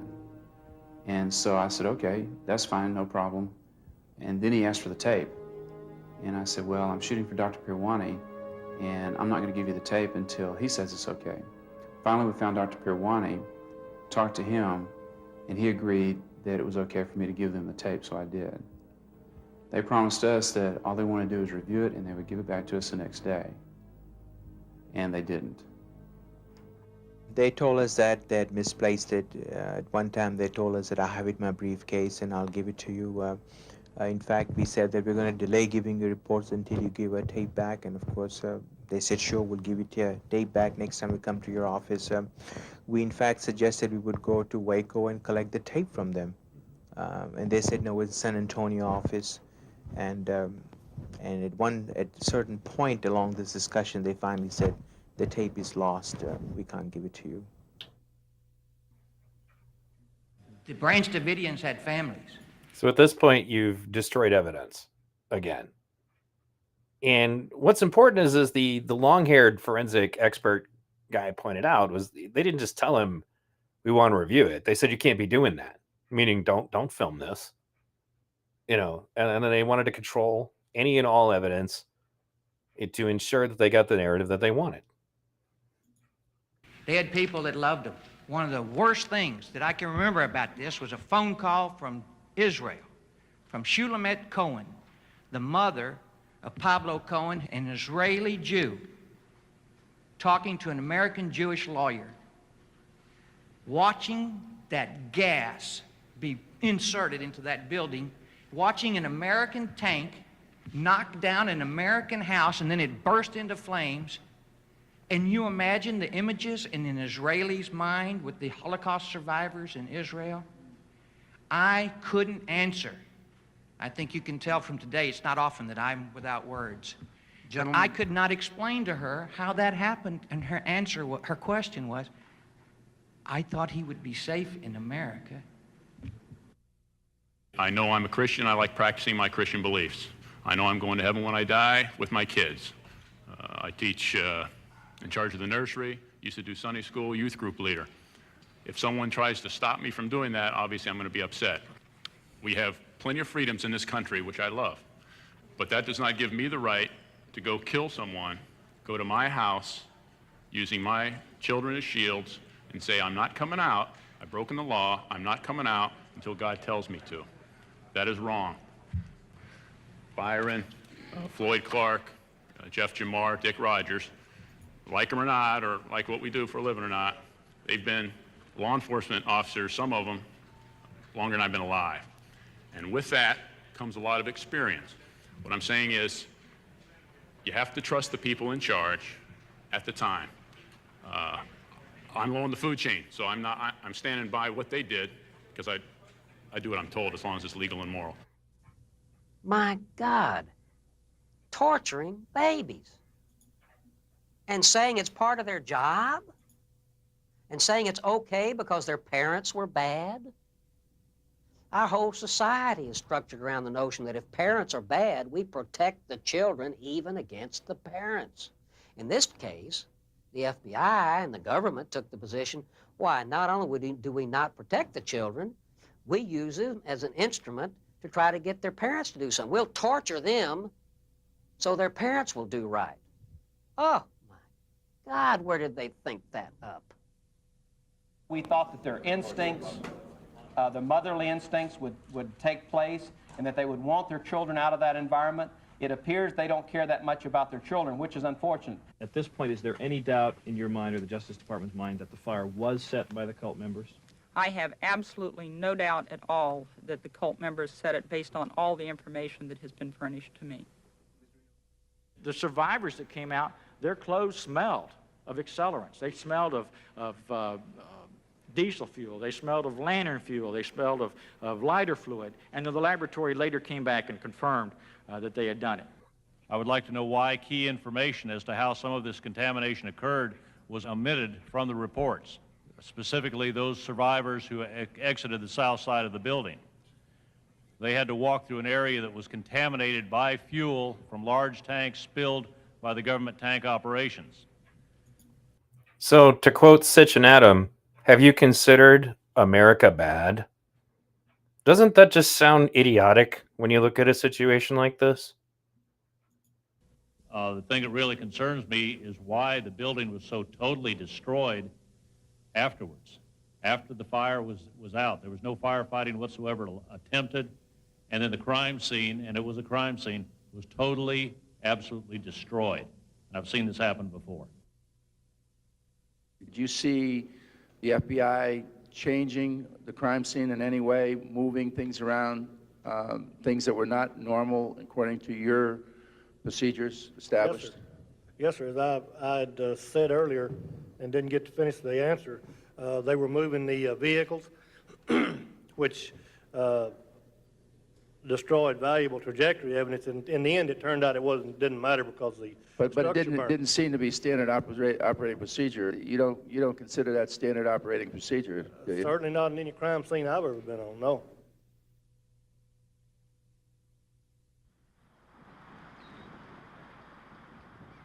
I'm getting sick and tired of all the attacks on the ATF and the FBI.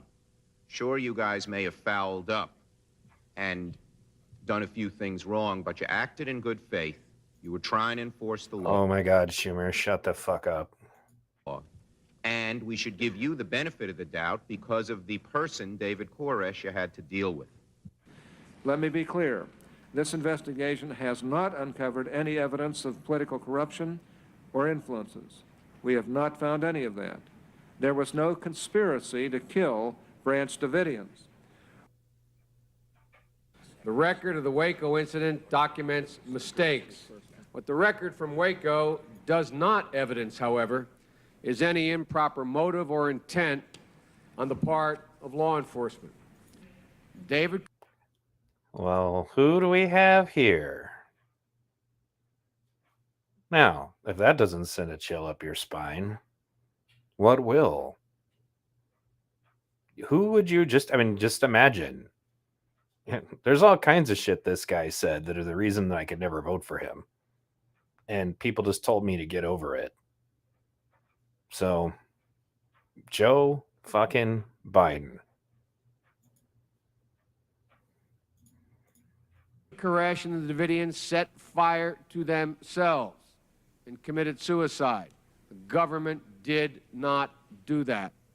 That assertion to me that the media and that the government has made a kind of blanket declaration that the Branch Davidians committed, quote, mass suicide, to equate it to a Jonestown, Guyana suicide, is the most irresponsible statement that can be attributed to anything having to do with the Waco incident. And I find it very offending to me and offensive to the memory of the Davidians and everyone else involved in this tragedy to wrap it up in a nice, clean, well, it was just a mass suicide, end of story, because it was far from that.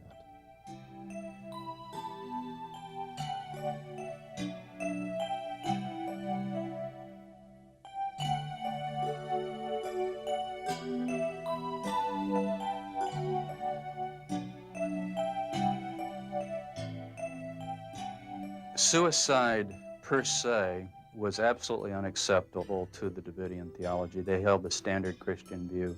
You take your life, that's murder. And obviously nobody wants to die with the final sin on their hands of having committed murder. We didn't believe in suicide. The best way for me to explain suicide is it's an unpardonable sin because you can't ask forgiveness for it after you're dead, sort of thing. You know what I'm saying? What the people believed that would happen was that God was going to judge either the world or them. If it judged the world, they would survive.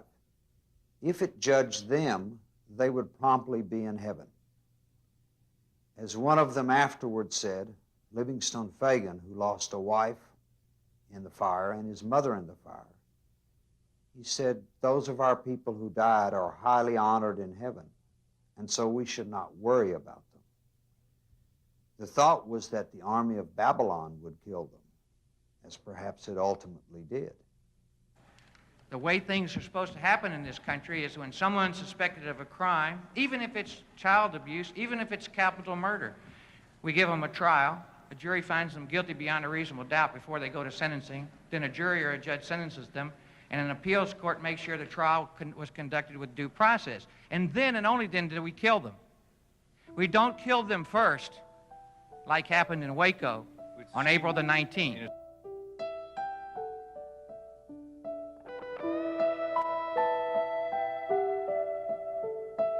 I kept saying all that day, I said, well, they're saying immediately the Davidians started it. I was very suspicious of that. And I kept saying, well, we don't know yet who started the fire.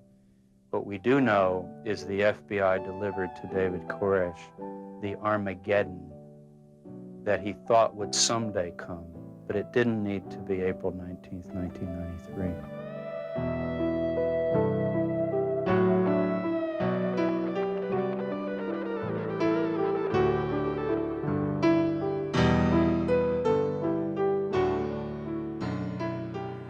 as soon as they knew everybody was dead inside, and the ATF had a chance to get close to it, they ran the ATF flag up on that flagpole after the Branch Davidian Star David flag had fluttered to the ground. They ran that ATF flag up on that flagpole as a symbol of a military conquest. If they didn't view that as a military victory, they wouldn't have run that flag up there, because the whole world saw this as a symbol that the battle was over between the ATF and the Branch Davidians, and that they had conquered them militarily. That's a sad state of affairs in the United States federal law enforcement. I have time for one more question. Yes, ma'am. The attorneys say that they were going to come out after they finished the manuscript, so why didn't you wait? Question is, why did we not wait? We had information from several sources. Some of it I cannot reveal today, some I will.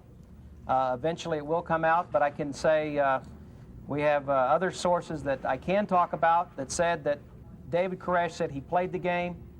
He lied continually to the attorneys. He never intended to come out. It was all a game. Thank you.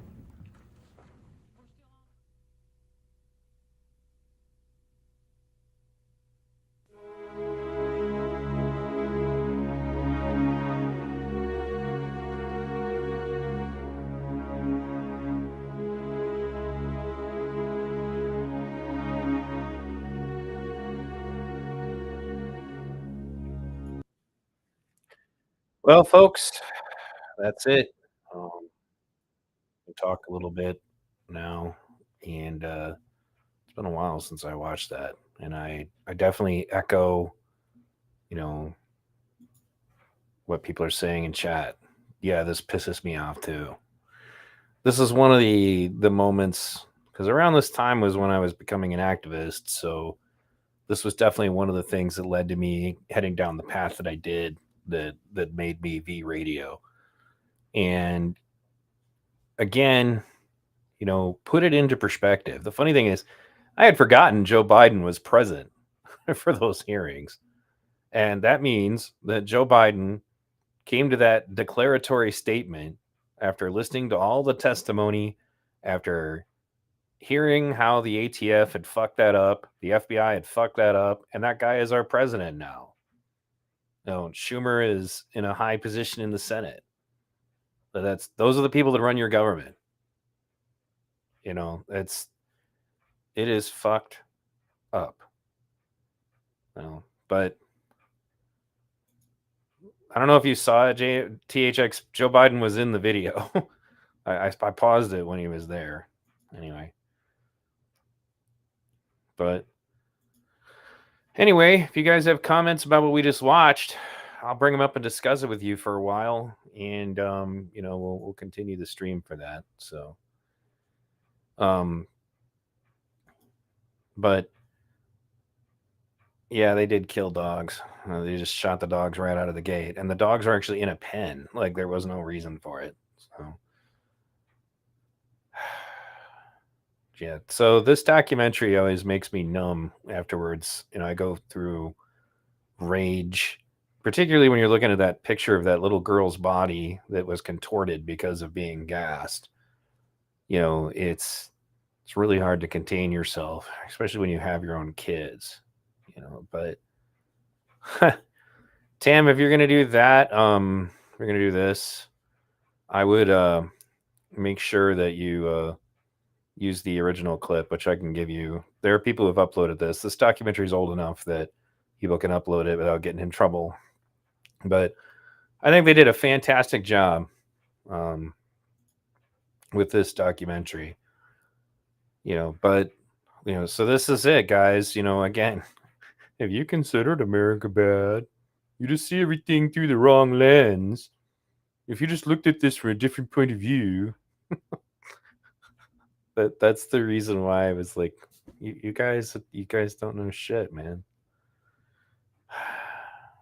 What we got here?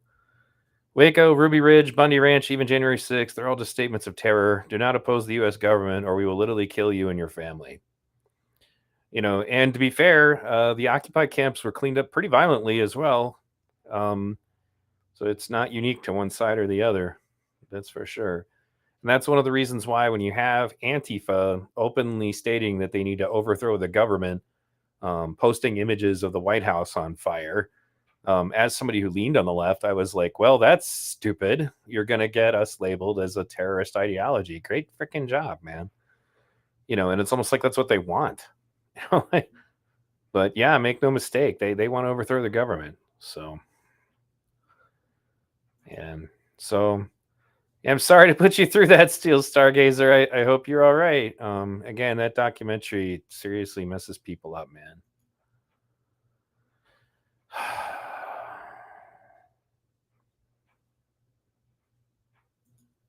The ATF was just trying to spread democracy. Yeah. So I want to go over a couple things that I remember, because David Koresh actually said this at one point during one of the interviews, like when he was talking to the negotiators. He's like, if you guys wanted me, I go jogging every day. You could have picked me up in town. They could have done any number of things. The reason that they didn't is because they wanted a big splash. They wanted a big, show with videos of guys going into the building with, their guns and their tactical outfits and all that, because they were trying to justify funding. They easily, David Koresh literally goes jogging apparently like every day, and they had undercover agents in a house across the street from the compound. So they had to have known. They had an undercover agent that was inside who knew about his habits. It would have been extremely easy to pick him up if that's what they wanted to do. But they wanted to have some kind of big showing. They wanted it, it was a fundraiser, like I mentioned at the beginning of the documentary. So as a consequence, it wouldn't do to just arrest him by himself like that, and then you come to the issue of, you don't have the element of surprise because your undercover agent literally witnessed somebody come in and say they're coming. So, and you decide to go anyway. Why? Because you invited the media and then later lied and said that you didn't. But still, you invited the media and you don't want to look like idiots. Because that's how they would have looked. They would have looked like idiots. Because, well, how did somebody find out about your raid? It's ridiculous. And while I definitely don't in any way support, again, do not ever support violent activism, Timothy McVeigh, the future Oklahoma City bomber at this point, was sitting outside Waco watching this go down. Like literally watching these people burn to death. And that was what radicalized him. And I certainly don't see the point in attacking innocent people to make some kind of point about Waco. Obviously, it doesn't make a damn bit of sense. That's one of the things that drove him over the edge. Let's see if I can find that clip, actually.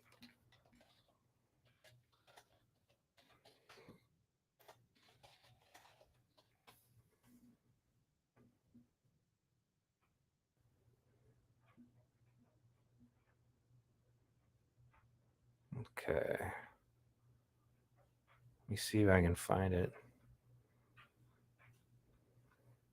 I know that they're doing a sequel to the TV show.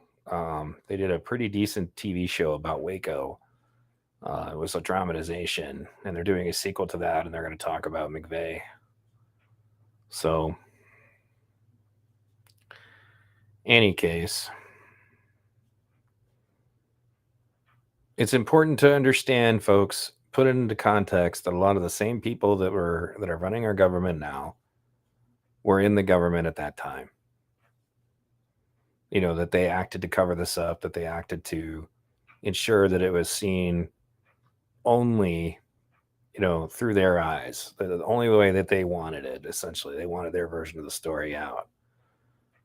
And let's look like, nobody just has the clip. That's interesting.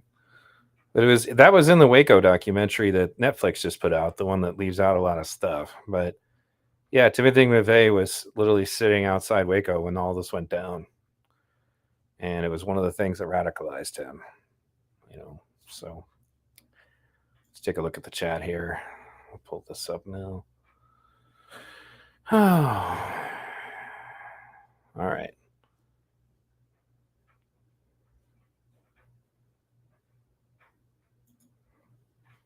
To bring up, you can't use the military to go to war against your citizens, so they use law enforcement. and policies like the war on drugs. But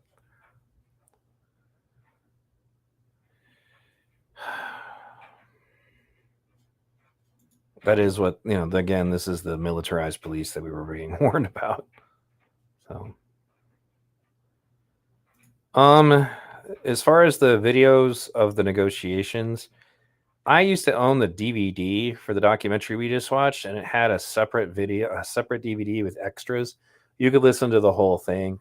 You can still find a lot of those negotiation tapes on YouTube. You can also find like full sermons from David Koresh, and there's a lot of stuff actually that's been uploaded. You just have to really dig.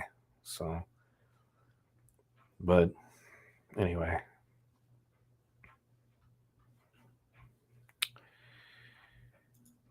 So, thanks again, folks, for tuning in today to V Radio. If you enjoyed this stream, please don't hesitate, to show your support via Patreon, subscribe to our PayPal, join our Discord chat. Even if you don't plan to talk there, I always tag everyone every time I put up a video, and it's really the only way to be sure you actually get my stuff. YouTube frequently doesn't notify people, and it also has a tendency to do things like unsubscribe people. In fact, I had somebody in the stream today tell me that they were somehow unsubscribed. Actually, I don't think it was in the stream. It was during a couple of the short videos I did today. Did a couple of little ones, mostly because I was testing my new sound. I had to go back and put all the new, or not new, but they're old. But anyway, there's different things on my microphone to make me sound better, noise cancellation, stuff like that.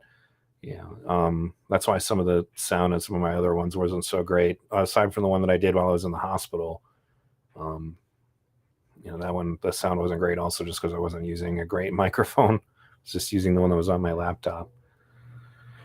But a poor horse abused by sank dam. I missed most of it. Well, it's all right. You can always go back to the beginning, man. And I strongly advise that you do. I think every American citizen should be exposed to the story of what happened at Waco in the graphic detail of what took place in this video. I hope that they don't take this stream down. I have no idea what will happen. And please make sure you go to hy.page/vradio and subscribe to me on Rumble, Odyssey, BitChute, etc. Because if they're going to take down people like Neo and Realist, then I can only imagine my days are going to be numbered here. I actually think the only reason I still have a channel at this point is because I've been stuck at this weird 4,800, 900 subscribers. I know I lost some subscribers over the Sitch and Adam feud. That's fine with me. But other than that, every time I get a burst of subscribers, I watch them literally tick down. Sometimes I was like, well, that's interesting. Where'd they go?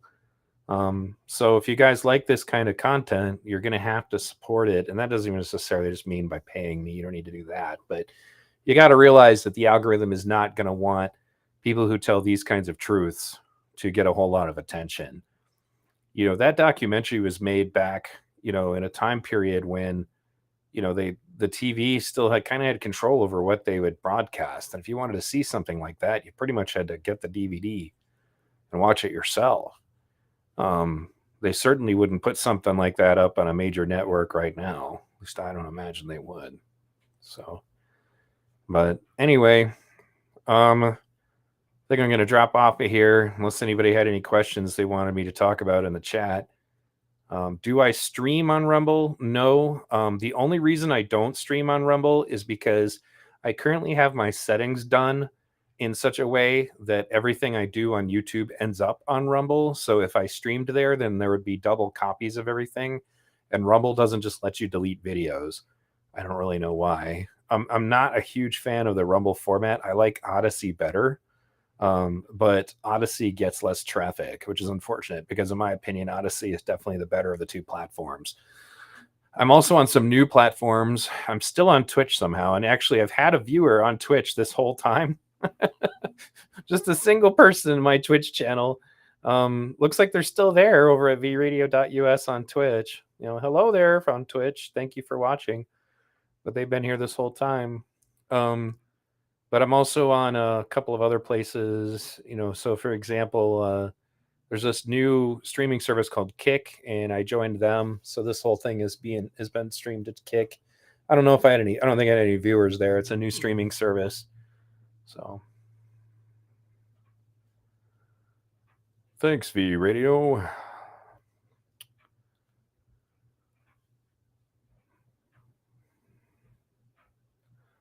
see. He played a smooth guitar. Yep. Oh, what a day. Thanks again for tuning in, guys. I'm going to go ahead and check out of here. Talk to you all later. Please share the stream. Please like, subscribe, ring the bell. If you haven't smashed the like button, please do.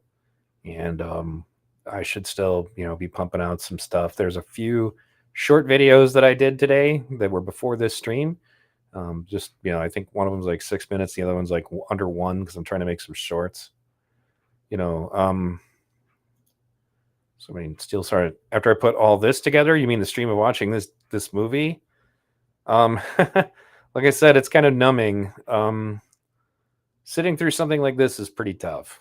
It's especially because they don't pull any punches. Those pictures of those corpses, for example, that's pretty rough. So, especially since one of them's a kid. So anyway, guys, thanks again. Join us on Discord. Show your support at hy.page/vradio.